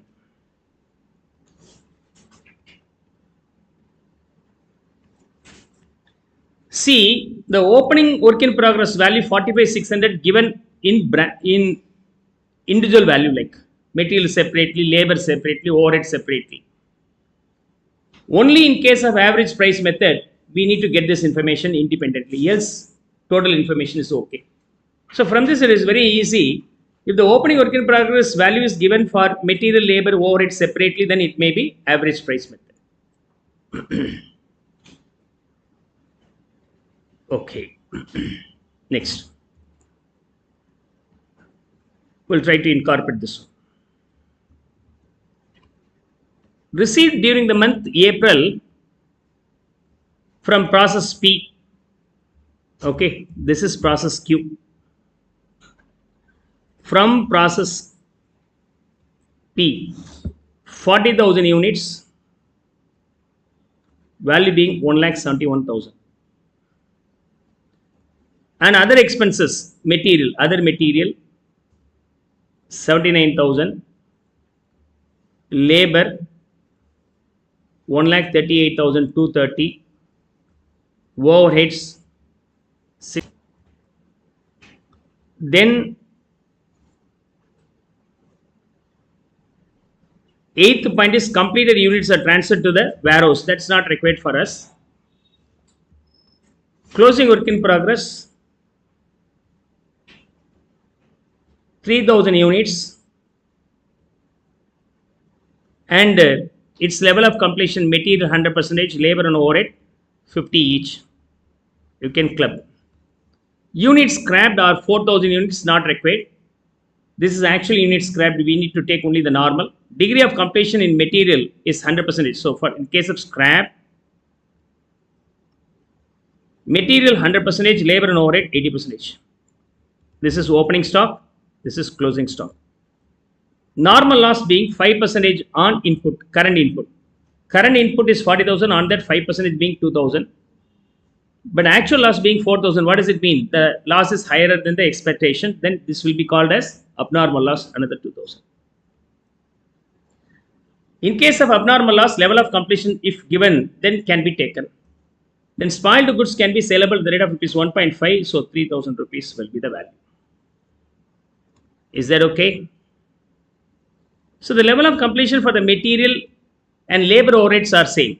Labor and overheads same, no? So you can club those two. Yeah. I'll post the values here. Opening opening work in progress, and new input 4,000 and 40,000. Units are taken. And if you tally this, what about the finished goods? Okay, But anyhow, 4,000 units were scrapped. Out of that, 2,000 being normal loss means balance will be abnormal loss only. You can consider the balancing figure being the units transferred to the next process. Transferred to process, next process. 44,000, 44,000, 37,000. So, finished goods. What model I am going to follow here? I am going to follow FIFO model. Is that clear?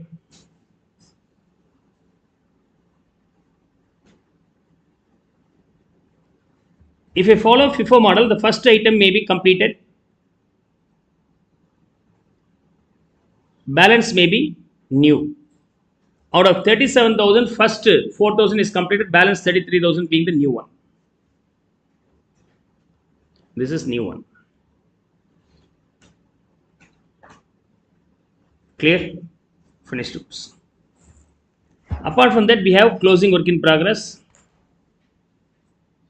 3,000. Abnormal loss 2,000. Normal loss 2,000. Hope now the units are total.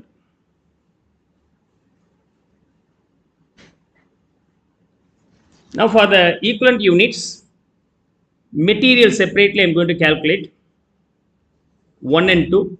Labor and overheads are mixed up and calculated separately. Labor and overhead. Is that okay? Percentage equivalent units. Percentage equivalent units. Opening 100% is already completed, so this year we complete 0 for material. Labor overhead 60% is completed, so balance 40% could be completed in this year. New item 100% could be completed in this year itself. Closing work in progress, material 100% is completed in this year. Labor overhead 50% completed in this year. Abnormal loss. If the percentage of completion of scrap is given, that will be taken here. So 100% for material, labor and overhead 80%. In case of normal loss, level of completion is always dash.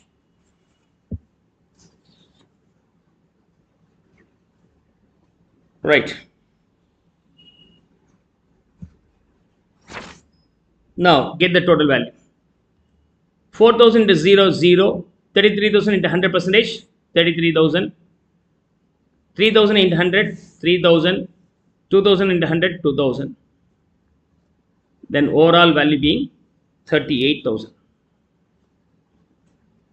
for material 1 and material 2. For labor, 4,000 into 40%, 1,600. 33,000 into 100%, 33,000. 3,000 into 50, 1,500. 2,000 into 80%, 1,600. And last one dash, and total value being 37,700. Am I right? So units taken. Similarly, now I have to take the values. I have to take the values. Right. For material, okay, material being 45, leaving this one, 1,71,000,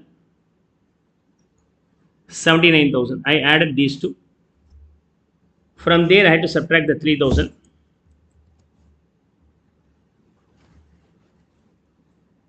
Ultimate material cost being how much? 2,47,000.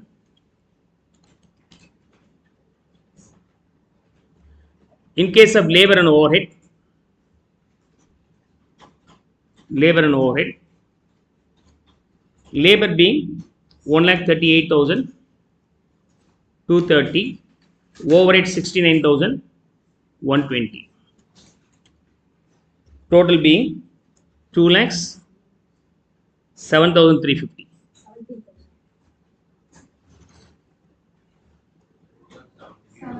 70.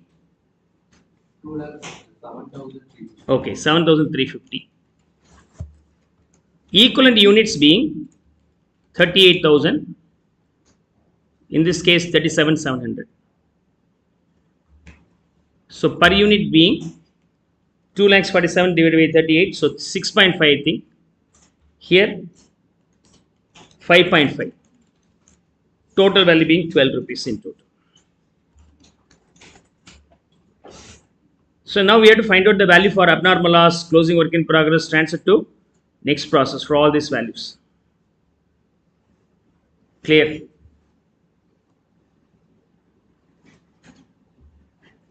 Now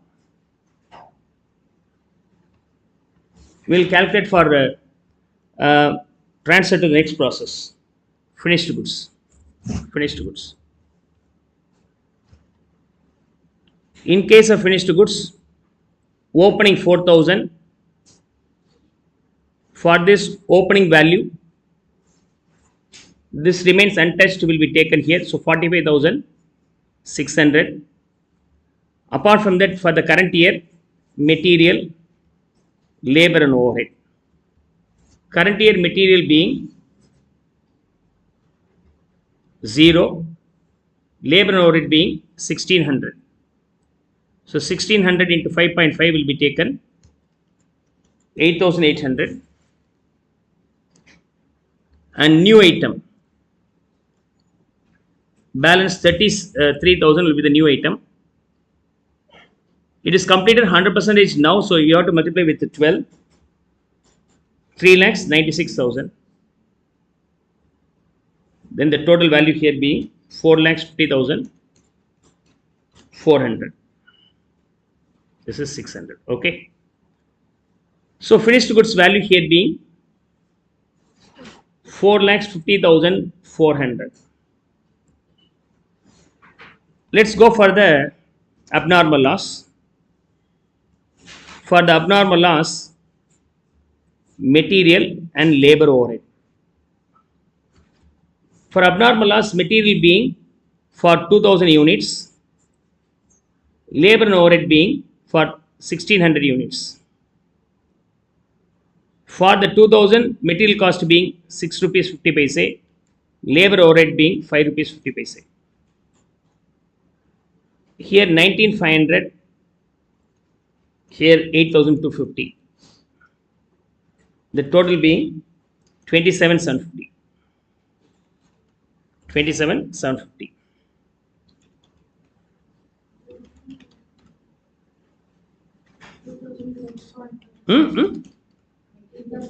Okay, 13,000. Okay, okay.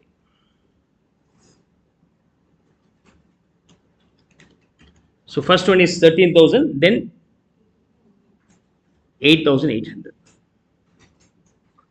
21,800. 21,800. This is the value for abnormal loss. 21,800. We have to go for the closing work in progress. Closing stock. How many units we have? 3,000. In that related to material, related to labor overhead. Closing work in progress related to material being 3,000. Labor overhead related to that being 1,500. Material cost being 6 rupees 50 paise, labor and overhead being 5 rupees 50 paise. Then 19,500, here 8,250. Total value 27,750. I can transfer that here. 27,750. Now the overall total being 5 lakhs 2,950. 5 lakhs 2,950. So I have completed this illustration under FIFO method. I am going to resolve this using the average profit method, price method also.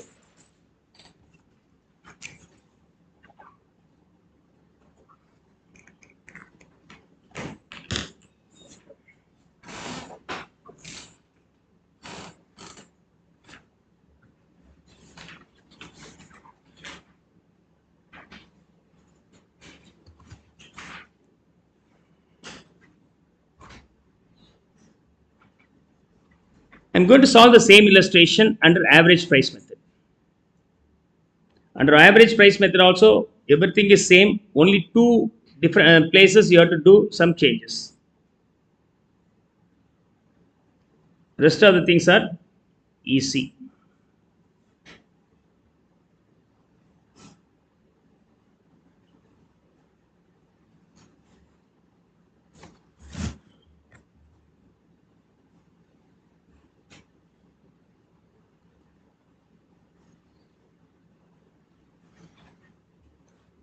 So, process account.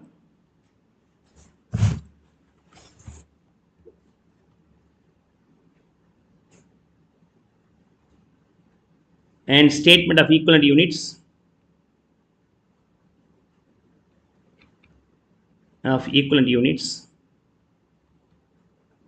and cost calculations. Let's start with this one. In case of cost calculation related to material 1, material 2,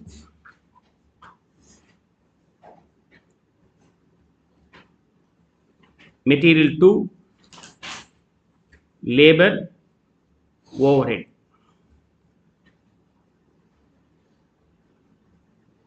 So this will be the level of completion for opening stock.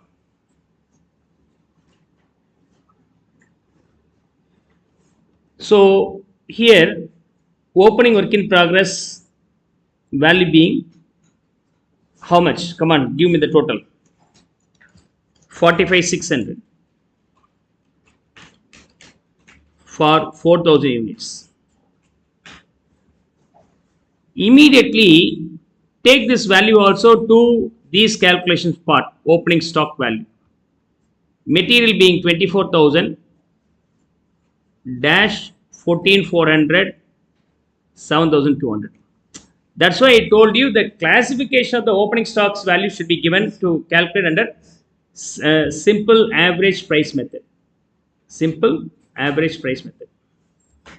Okay.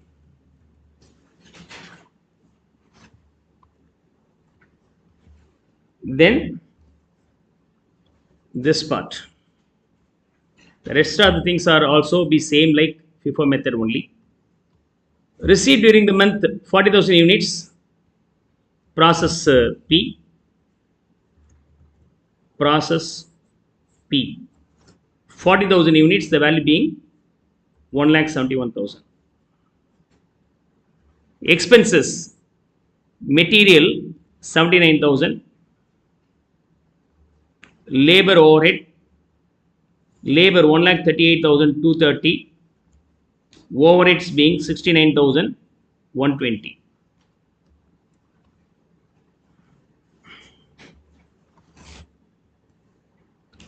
And 4, 5, 6, 7, these three more points.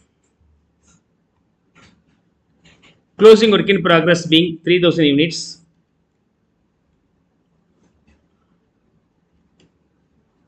And the level of completion being material 100%, labor and overhead 50%. Units scrapped for 5,000 rupees, 5,000 units, any of 5% being the normal.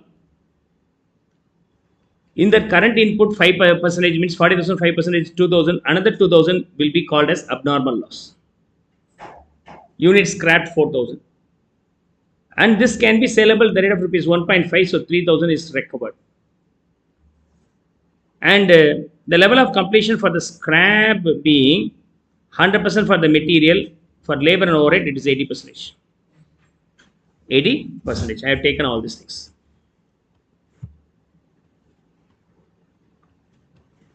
Now, cost. This one is taken. This one, new cost incurred for material 2, 79,000. For labor, 1,38,230. For overhead, 69,120. And scrap value realized, 3,000 should be subtracted here. Yes, get me the total value for material. 24,171.79 minus 3. Get me the total value.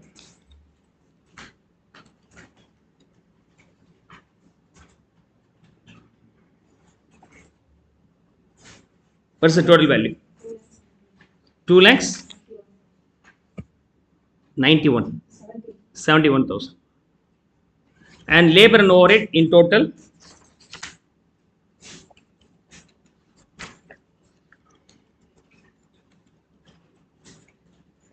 2 lakhs 28 950. Is that clear?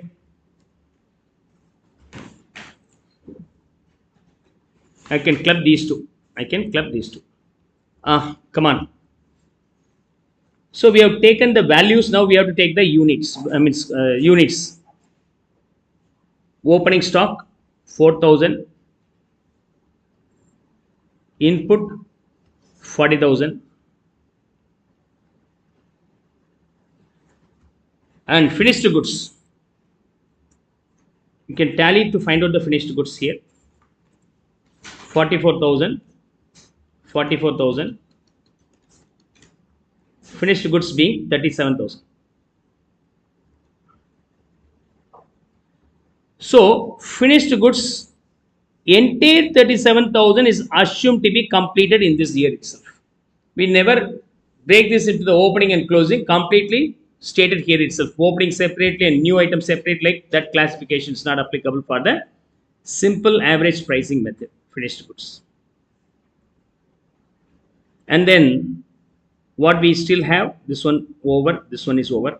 Normal loss 2,000, abnormal loss 2,000, closing stock 3,000. Is that clear? 44,000. See, what is called average price? What is called average price? I purchased an item for 10, another item is for 12. Average price means you have to add these two and divide this by 2. Similarly, previous year cost and this year's cost added. Previous year finished item, this year finished item added and consider as completed in this year only. So automatically in the numerator, you have the total cost incurred in the current year and the previous year. In the denominator, total production done in this year and previous year clubbed. Is that okay? Both are clubbed. So for material, for labor and overhead. Labor and overhead. Equivalent units, percentage and equivalent units. Percentage and equivalent units. Now the entire 37,000 is assumed to be completed in this year itself. Normal loss will not take the value. Abnormal loss, scrap value is given, so I have to take this 100 and closing stock being 50. In case of labor and overhead for finished goods, 100%. Normal loss dash, abnormal loss 80% will be taken. For closing stock, 50% will be taken. This information is not required at all. Opening stock information is not required because previous year completed item is considered as completed in this year and previous year cost is also considered to be the cost incurred in this year. Then automatically you get the average. So 37,000 dash 2,000 and 1,500. What is the total here? 4,500.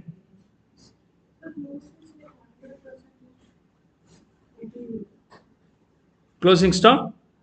Material is 100%. Sorry, this is 100%. Then 3,000. 42,000. And for labor and overhead, 37,000 dash 1,600, 1,500. What's the value? 4,100. 4,100. Clear? That's all. Now post here equivalent units. Equivalent units for the material being 42,000. Labor and overhead it is 40,100. Then cost per unit being Cost per unit. 6.45. And here, make it faster. 4524. 4 digit means.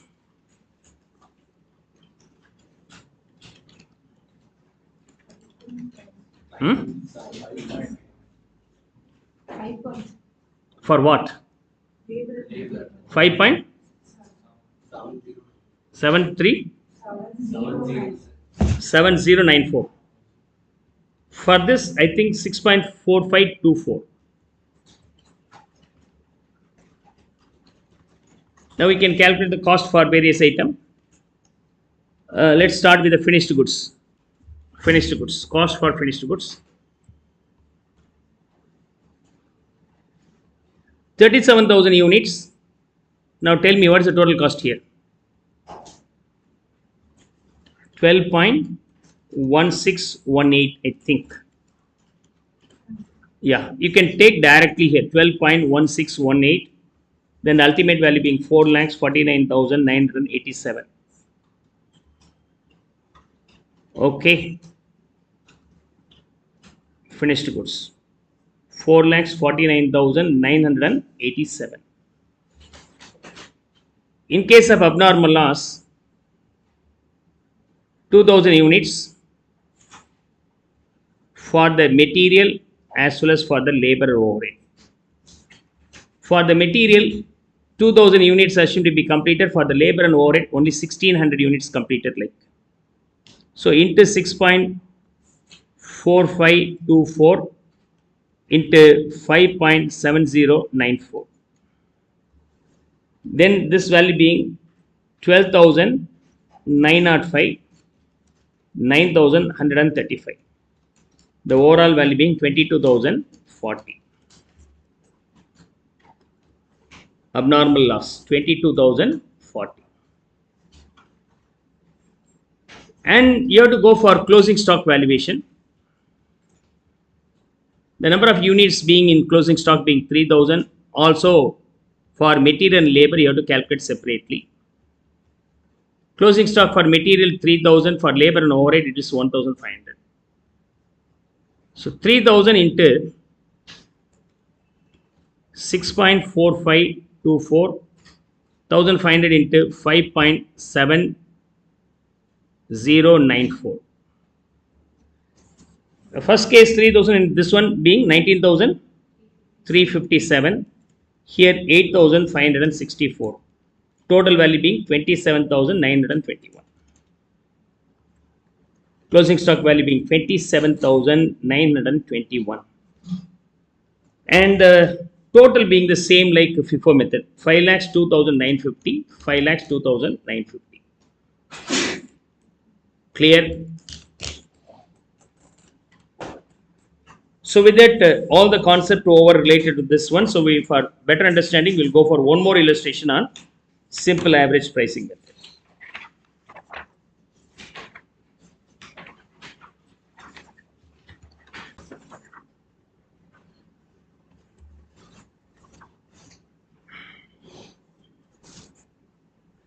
Average price method. The following information is given in respect of the process 3 for the month of January 2020. Opening stock 2,000 units and its cost is splitted for all the 4 elements. Then it is better to prepare comprehensively. Is that okay? So we have been given the level of completion for material, labor, overheads, and also material number 1 also you can assume. Prepare process 3. We supposed to prepare process 3. Clear. So item transfer from process 2 is this one. Item after finishing transfer to the process 4 is also given. So we supposed to prepare for process 3. Item comes in from process 2 and after finishing it will go to the process 4. Yes. Open the process account first. Once you open that, it will be pretty simple.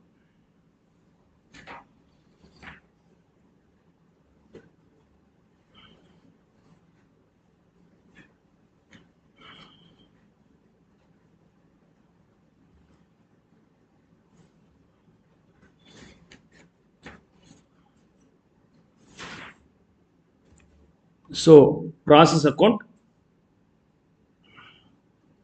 process 3 account, statement of equivalent product, equivalent units.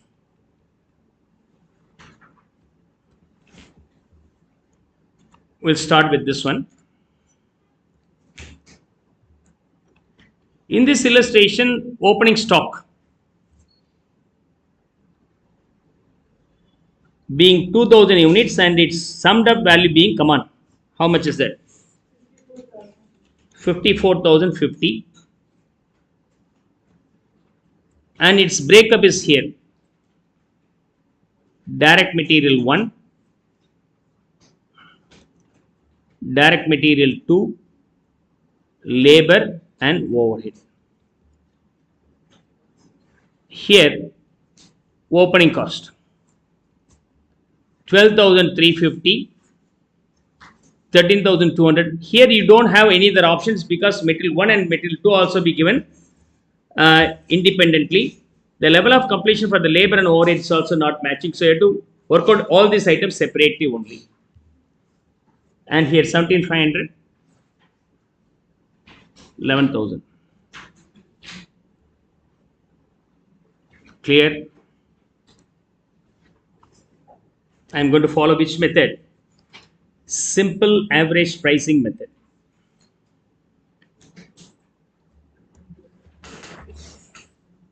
Now this information.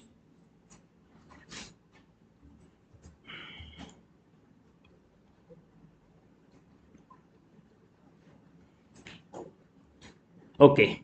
From process 2, 20,000 units at rupees 6 each, 1,20,000 rupees. Transfer to process 4, 17,000 units. Apart from that, these expenses incurred here: direct material 30, direct labor 60, overheads 60. Right.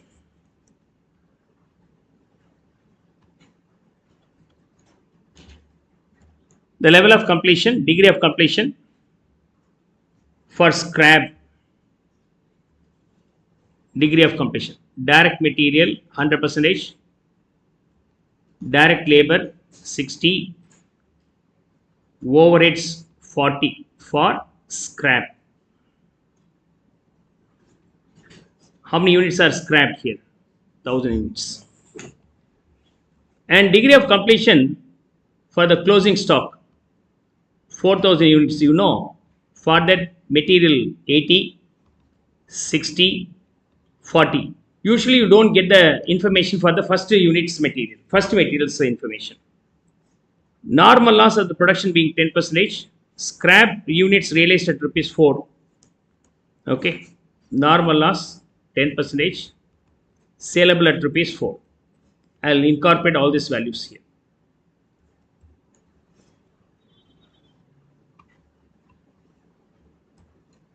%, on production. Production means what?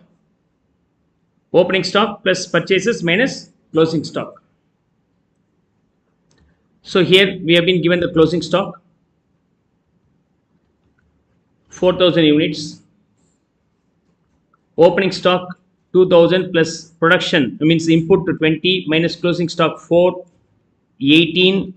On that 10% will be calculated 1800. Okay, normal loss being 1800. But scrap being 1000, what does it mean? Okay, actual scrap is less than what we expected, then it's abnormal gain. Abnormal gain by 800.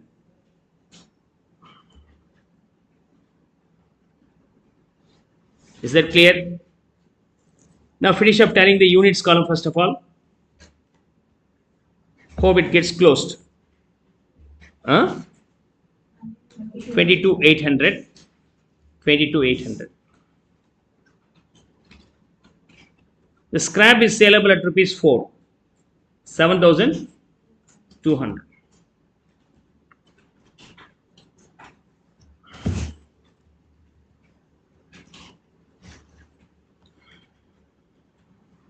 Clear? I am going to finish up posting this. Cost, I have completed this one. 1,20,000 rupees incurred in the current year. 30,000 material 2. 60 for labor and overhead. Labor and overhead. Any amount recovered will be subtracted. Either that scrap value can be subtracted from direct material number 1 or direct material number 2. I subtract from here.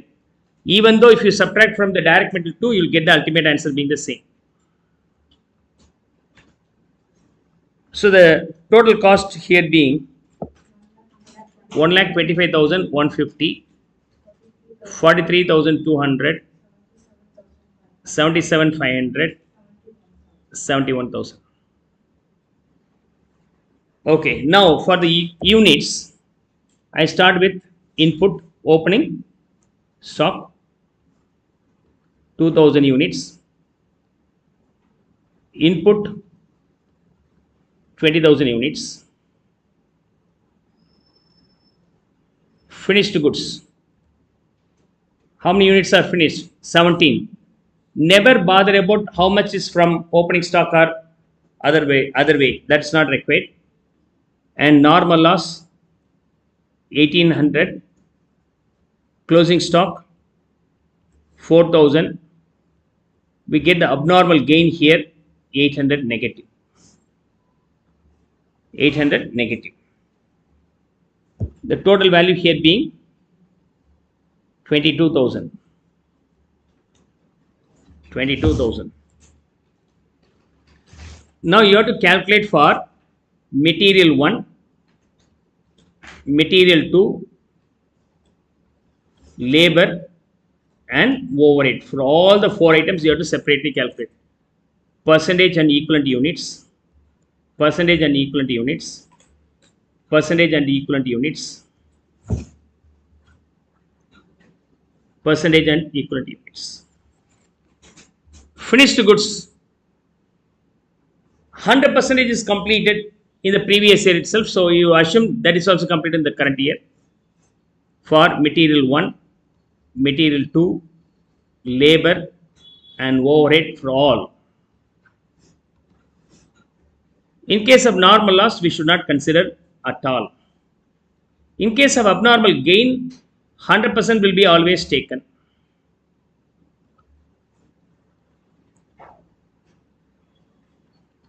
Right. Closing stock. This scrap is applicable only for the abnormal loss, but we don't have the abnormal loss, so this is not required. For the closing stock, direct material 80. Direct material number 1 item information is always considered completed 100% the previous year itself. So you have to understand this one. Level of completion for the material transfer from the previous process is always assumed to be 100% completed in the previous year itself.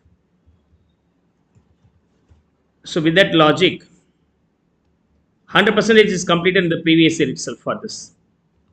And this one 80% completed in the previous year in this year. Okay. 80%. And this one 60% is completed in this year. This one 40% is completed in this year. Now 17,000 into 100%, 17,000, 17,000, 17,000, 17,000. This will be dash 100% 4,000, 80% 3,200, 60% 2,400, 40% 1,600.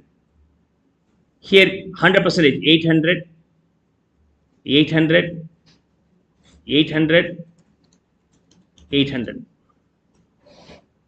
That is a negative one. As it's being the abnormal gain, it should be posted in the negative side. Now here 20,200, here 19,400, 18,600, 17,800. So we have now calculated the number of units actually produced, equivalent units completed. So I have to divide this by equivalent units. Equivalent units for the direct material number 1 is 20,200, 2 19,400, labor 18,600, and overhead 17,800 from here. Now cost per unit, you divide this by this. What's the value? 6.1955. Now abnormal gain value being 13,262 and finished goods value being 2,81,822. But in case of closing stock, we don't have any other options. So you have to calculate separately. So 4,000. For that, direct material 1, direct material newly introduced 2, labor, overhead. For the closing stock, material 1 4,000, material 2 3,200, labor 2,400, overhead 1,600. Cost per unit being 6.1955, 2.2268, 4.1667, 3.9888. The total value here being 48,290. 48,290. So the total of process account be 3,37,312. 3 lakhs. With that, the most important topic for your examination is also over. The last inter-process profit, very rare in the examination. Anyhow, I'll solve this illustration. So LIFO method is not for your examination, but if you want, you can go and see the answers. You can easily understand. A certain product passes through two processes, processes before it is transferred to the finished goods. The following information is obtained.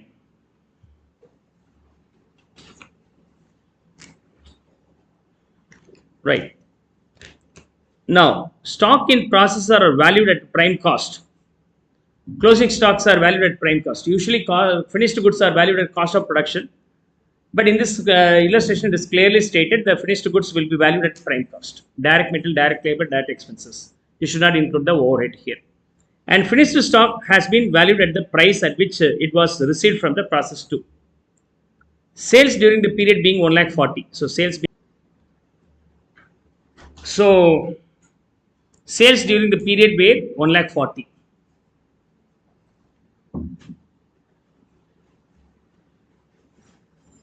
Profit on transfer price to the next process.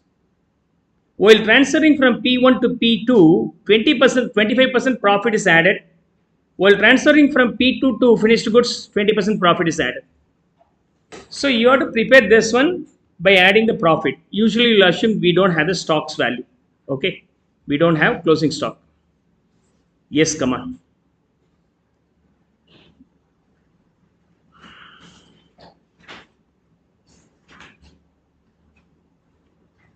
We have 3 columns here.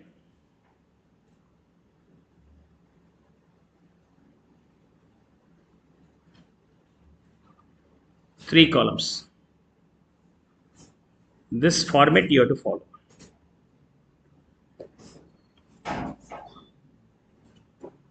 For process 1,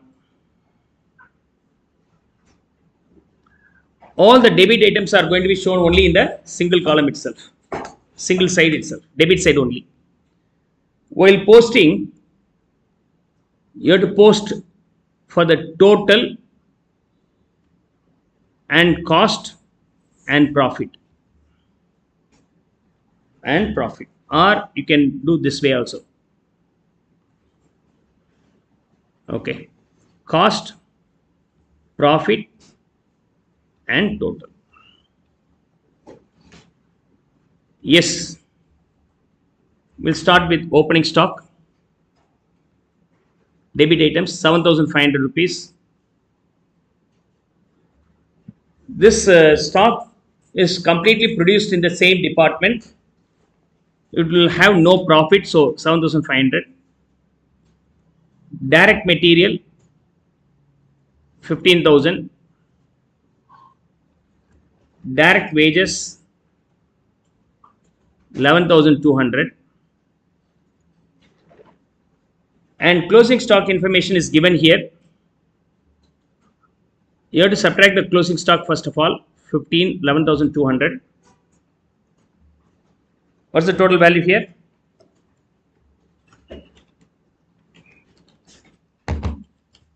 33,700. Immediately after finding the prime cost, you have to subtract the closing stock. Closing stock being 3,700. 3,700. Balance being 30,000. With that, you have to add the production overhead. 10,500. No profit. 10,500. The value what you get is nothing but cost of production. 4,500 dash 4,500. And with that, you have to transfer this, you know. So add profit. After adding this, the value will be called as transfer price. Transfer price. How much profit is added? Profit percentage on the transfer price. If the transfer price being 100, profit percentage is 25 and cost of production being 75. So 4,500 being the cost of production. Then what about the profit component? 25 divided by 100 profit component. It means 40 being 54,000. Here the process 1 itself identifies the profit for their work. Clear?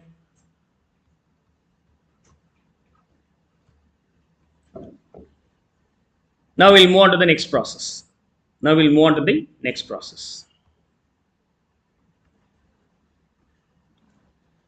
In process 2, the same way. What about the opening stock we have?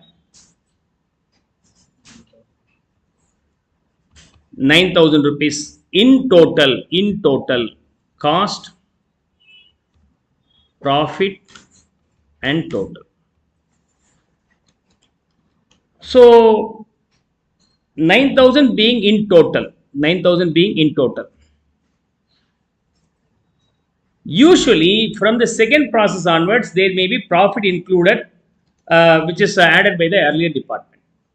See, inter-process profit for the opening stock being 1,500. This 1,500 includes profit. This 9,000 includes profit of 1,500 added by the previous process. So if you subtract the 1,500 from here, 7,500 is the opening stock. 7,500 is the opening stock.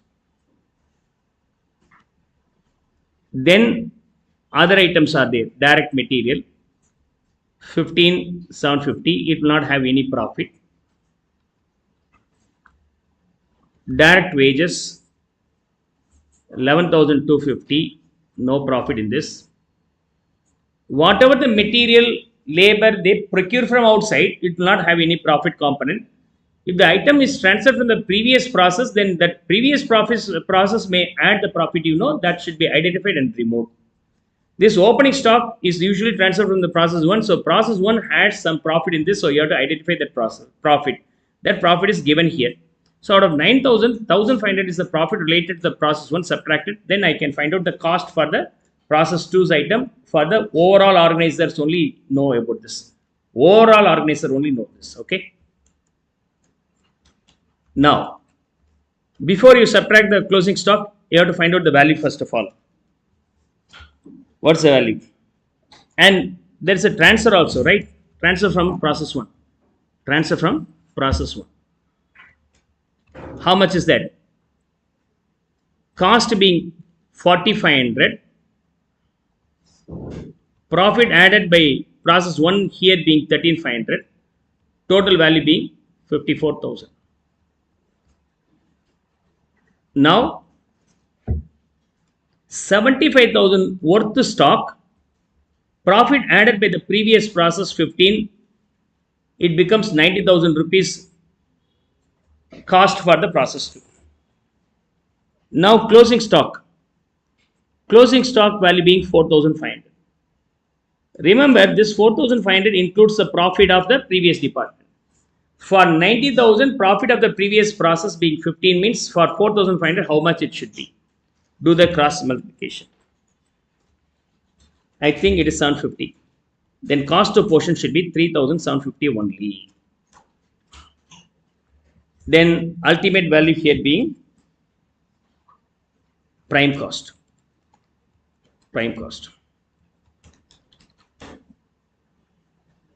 71,250, 14,250, 85,500. So process 2 department head knows only this being his own cost, like, but the main common head, whole head, he knows only this component. Clear?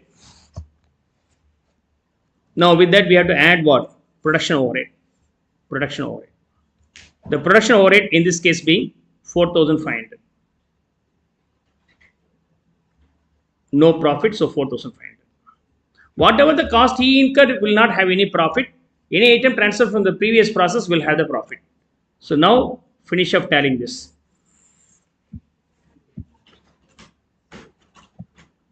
Sorry, this is cost only, no? Okay. 75,750. Profit component in this being 14,250. And for a final value being 90,000.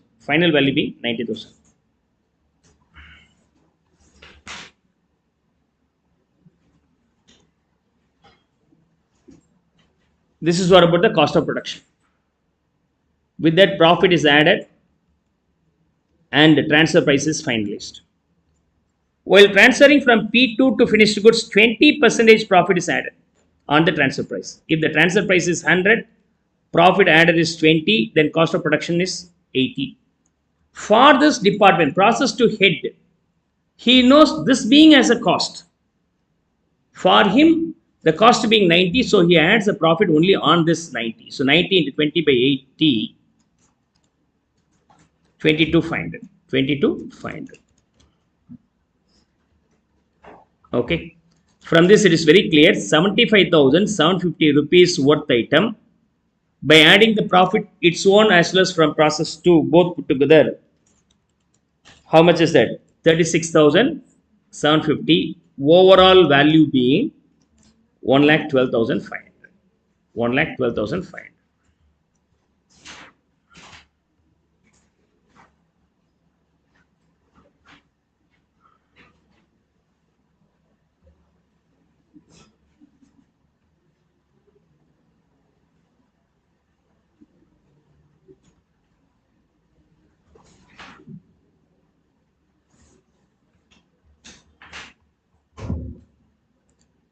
So finally,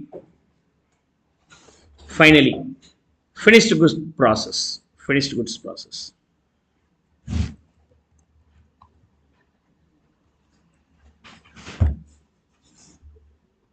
Here we have opening stock. How much? 22,500 in total.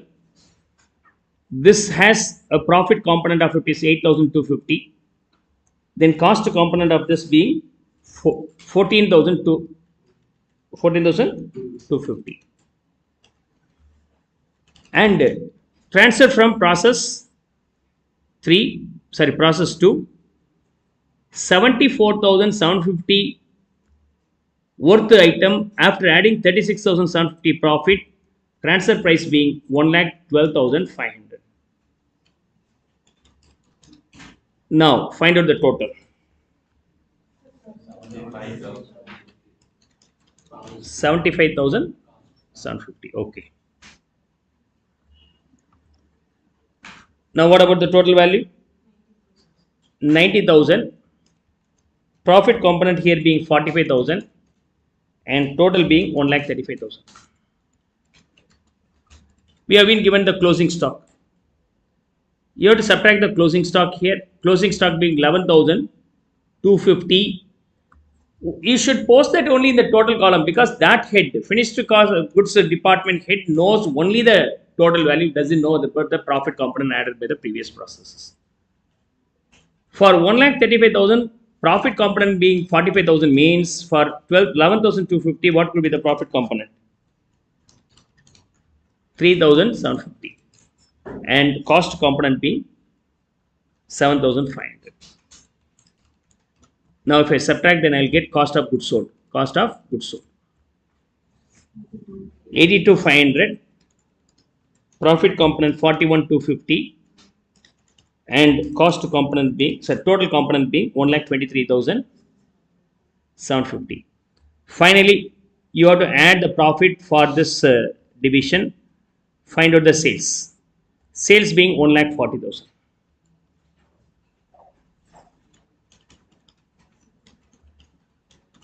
1,40,000 is the sale price. Cost of goods sold being 1,23,750. The difference between these two, 16,250 will be the profit component. 16,250. So ultimately, for the company's angle, 82,500 rupees worth item sold for 150, making a profit for the entire organization 57,500. Though the entire organization made a profit of 57,500, the profit for every division is separately calculated. 13,500 for the process 1 and 22,500 for the process 2. Finished goods made a profit of 16,250. Only the organization heads know full profit being 57,500.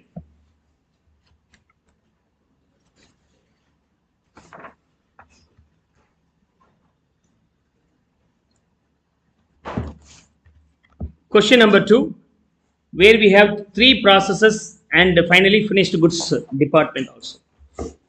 In this illustration, we have to prepare profit and loss also. How this will be appearing in the balance sheet, a comprehensive illustration. Okay. A product passes 3 processes X, Y, Z. The output of process X and Y is transferred to the next process at cost plus 20%. Cost plus 20%. And cost plus 20%.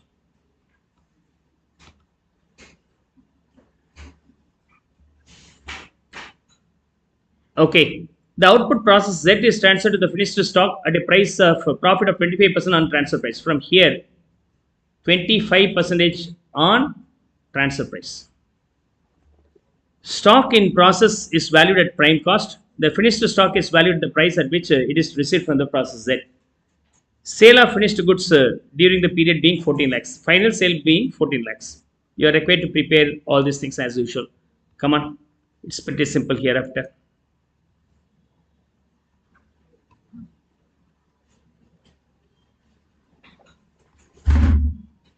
Yes.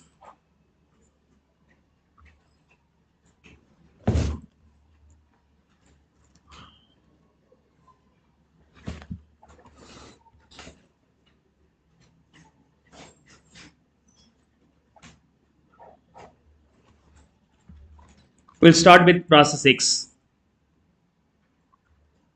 Faster, it's very simple. So process X. Okay. Cost, profit and total.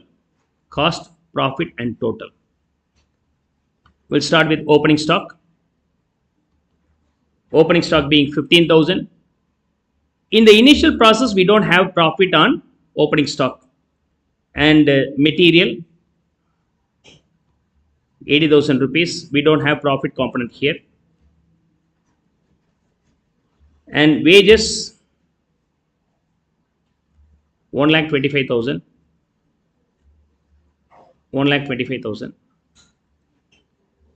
And prime cost, Come on, get me the total. 2,20,000. 2,20,000 rupees. You have to subtract the closing stock here. 20,000 rupees. Here you don't have any profit component. First process is very simple. We don't have any profit component. So the value being 2 lakhs. 2 lakhs. Prime cost. Prime cost.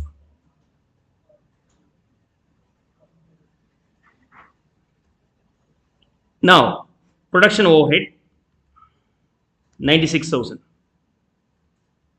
96,000. You'll get the cost of production 2,96,000. 2,96,000. And you have to add the profit for transfer this to the next process. Okay. Cost plus 20%. If the cost being 100,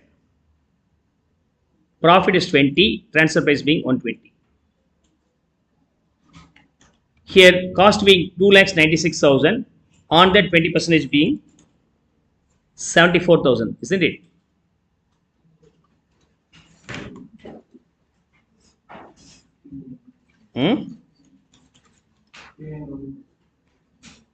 Cost plus 20% only, no?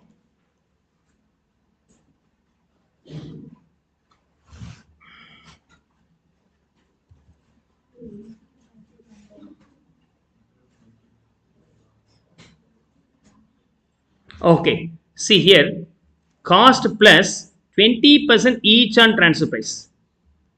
20% on transfer price. Okay.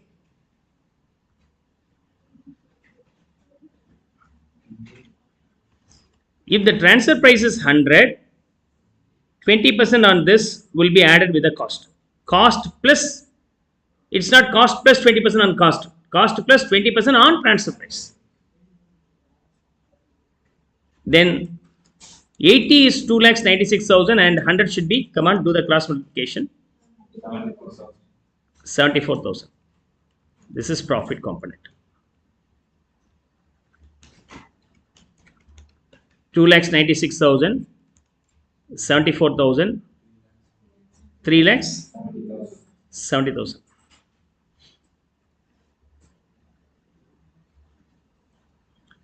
Then we'll go for the next one, process Y. In process Y again, we'll start with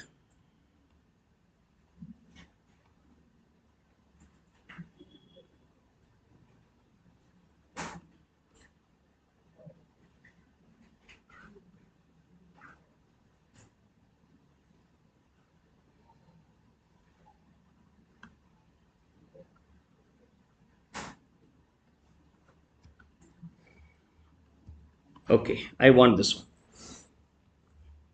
Yeah, opening stock.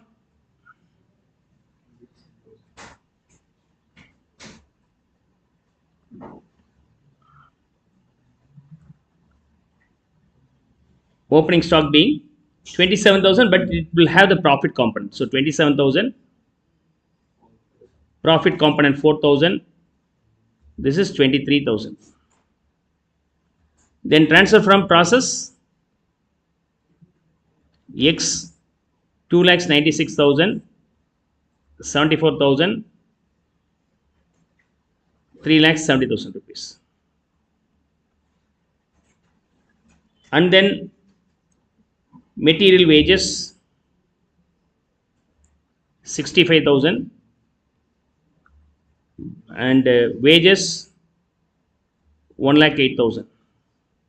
These two components will not have profit here.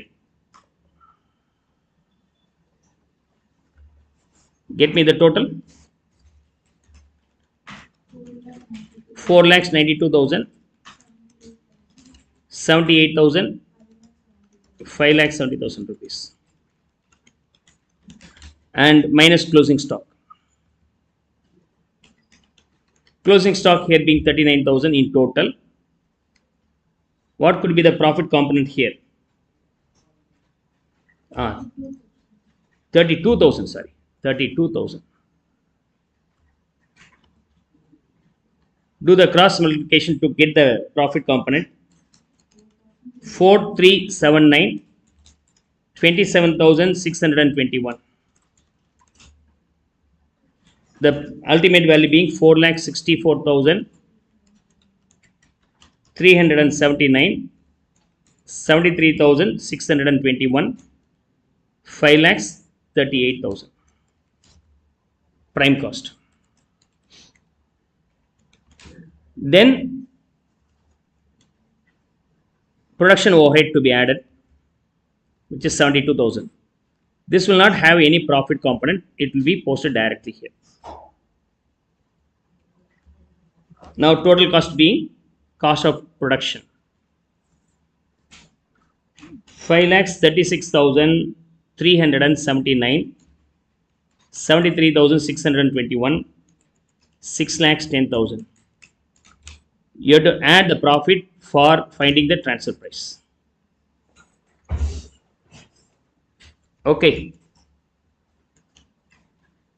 The same way, if the transfer price is 100, profit being 20 and cost of production being 80. 6,10,000 will be the cost for the department head or this process department head. 610 into 20 by 180, so 80, 1,52,500. Post that here, 1,52,500. And 5,36,379 item. After adding a profit of 2,26,121, transfer price being 7,62,500. 7,62,500.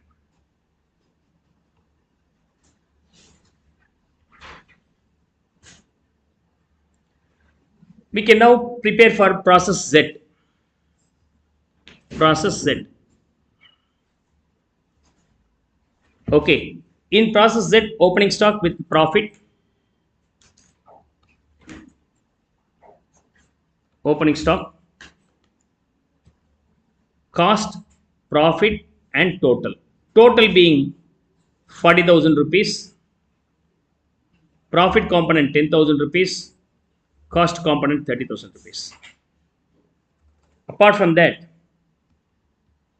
you have to add the material cost, 50,000 rupees only in cost, and wages 92,000,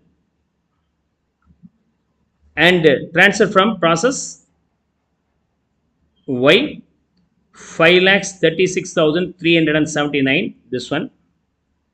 Profit added in that being 2,26,121. Total value being 7,62,500. These two, material and wages, will not have any profit, so I post directly from C to T. Cost to total 92,000. Find out the total value here.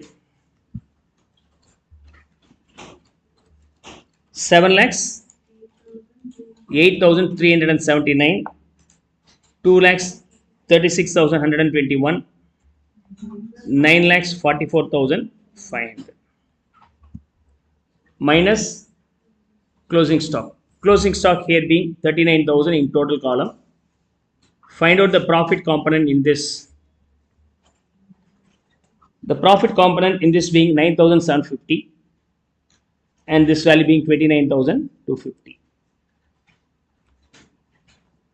Then prime cost 6,79,129, 2,26,371, 9,05,500. Is that clear?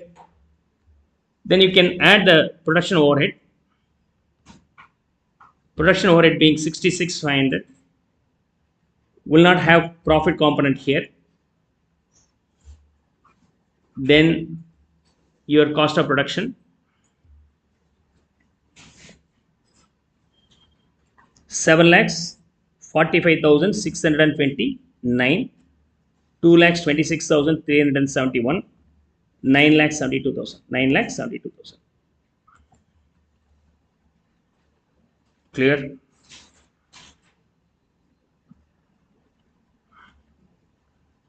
Now, how the profit is added? 25% on transfer price. Okay. Add profit to find out the transfer price. If the transfer price is 100, profit is 25 and cost of production being 75. So 9,72,000 is 75% means 25 should be 3,24,000 profit. 3,24,000. Now 7,45,629 overall profit for these three division put together 5,50,371 and 12,96,000 is the transfer price. Clear? Finally, finished goods department, sale department. Here we will start with opening stock. Opening stock 45,000. Opening stock 45,000. And that one includes what? Profit 20,000 rupees. Then cost should be 25,000. And transfer from process Z 7,45,629, 5,50,371, 12,96,000. Overall value here being 7,70,629, 5,70,371, 13,41,000. Now, what about the closing stock we have? We have 50,000 closing stock. So, minus closing stock 50,000. Do the cross multiplication. 13,41,000 has profit of 5,70,000 means for 50, 21,267 and your cost being 28,733.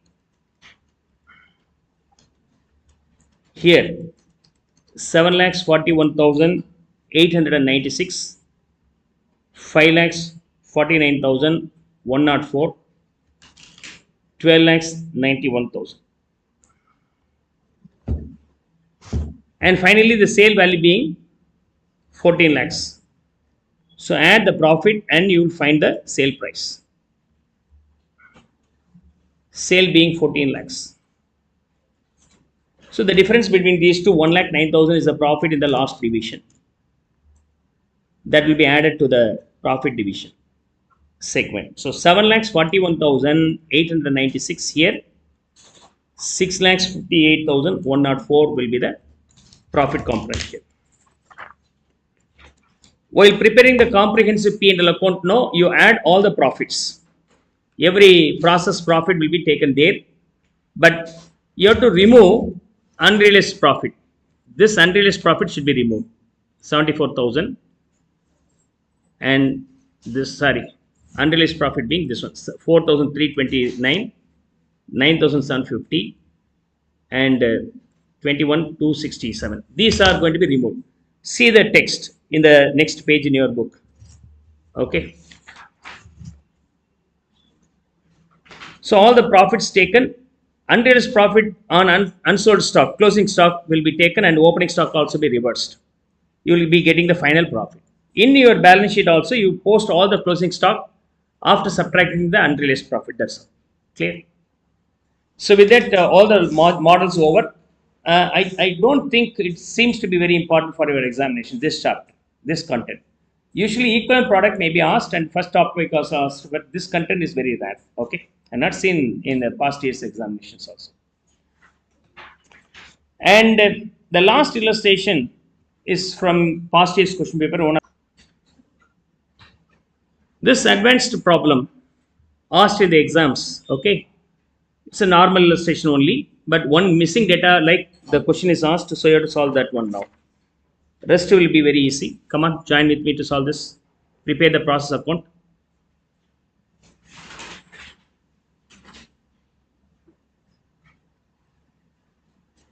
Normal illustration.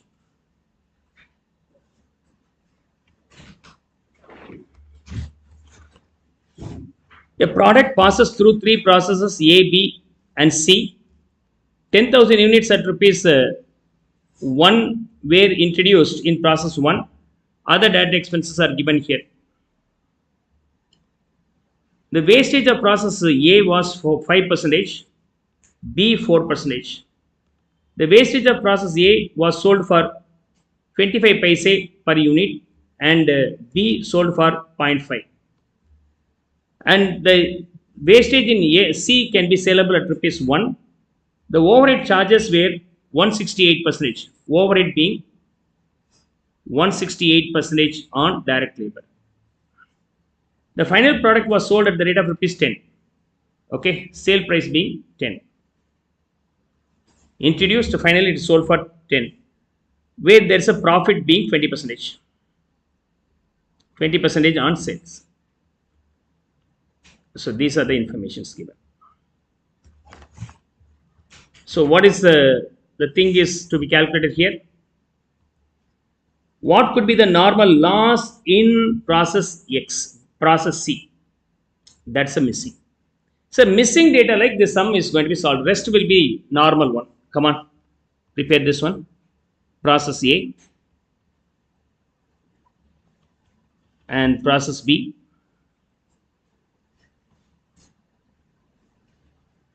Process C.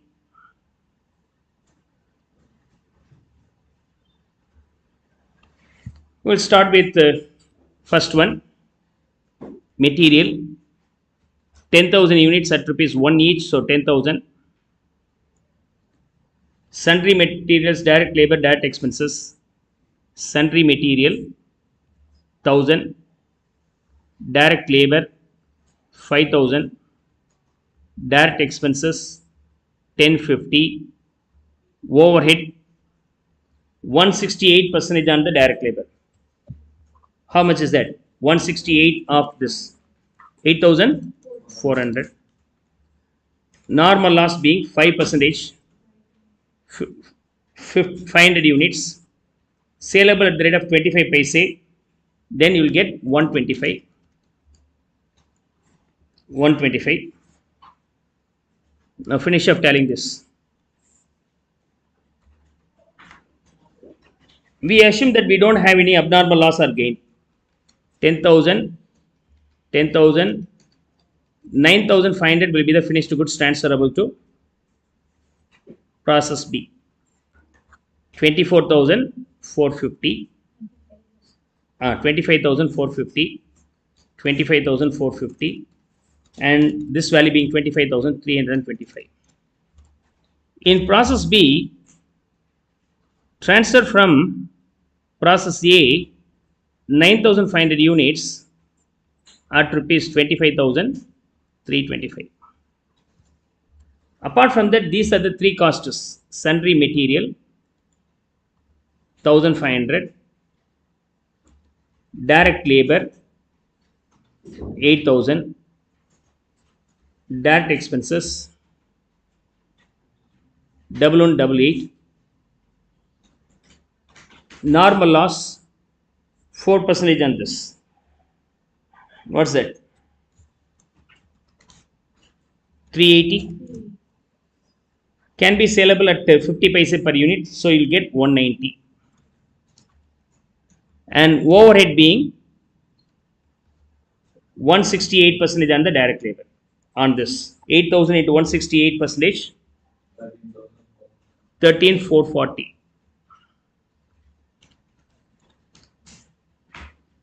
Yes. No abnormal loss or abnormal gain. Then what about the finished goods value? Transferable to the process. Transfer to process C.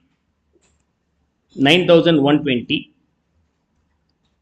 Final value being 49,263. 49,453. Is that okay?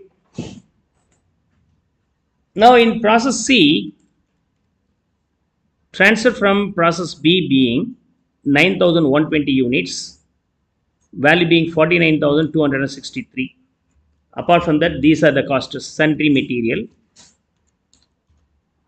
1480, direct labor 6,500, direct expenses 1605. Normal loss saleable at the rate of rupees 1, finished goods. What about the overhead? Overhead being 168% of the direct labor, 10,920. Here the normal loss percentage is not given. Is that okay? But the sale price is 10, no. Where profit component being 20%, then cost of production being 8 rupees. So from this it is very clear. Normal loss assumed to be X units and finished goods assumed to be Y units. That overall X plus Y should be equivalent to 9,120 like. And then the sale price being 1, so 1x, this is 10, 10y. Okay. So this will be X units of normal loss at rupee 1 x. Y unit of finished goods at the rate of rupees 8, so 8x. 8x. 8 rupees is the cost. This will be 9,120. This will be total 69,000 plus 8y. 8y. Okay. Now you can solve this equation to get the missing data.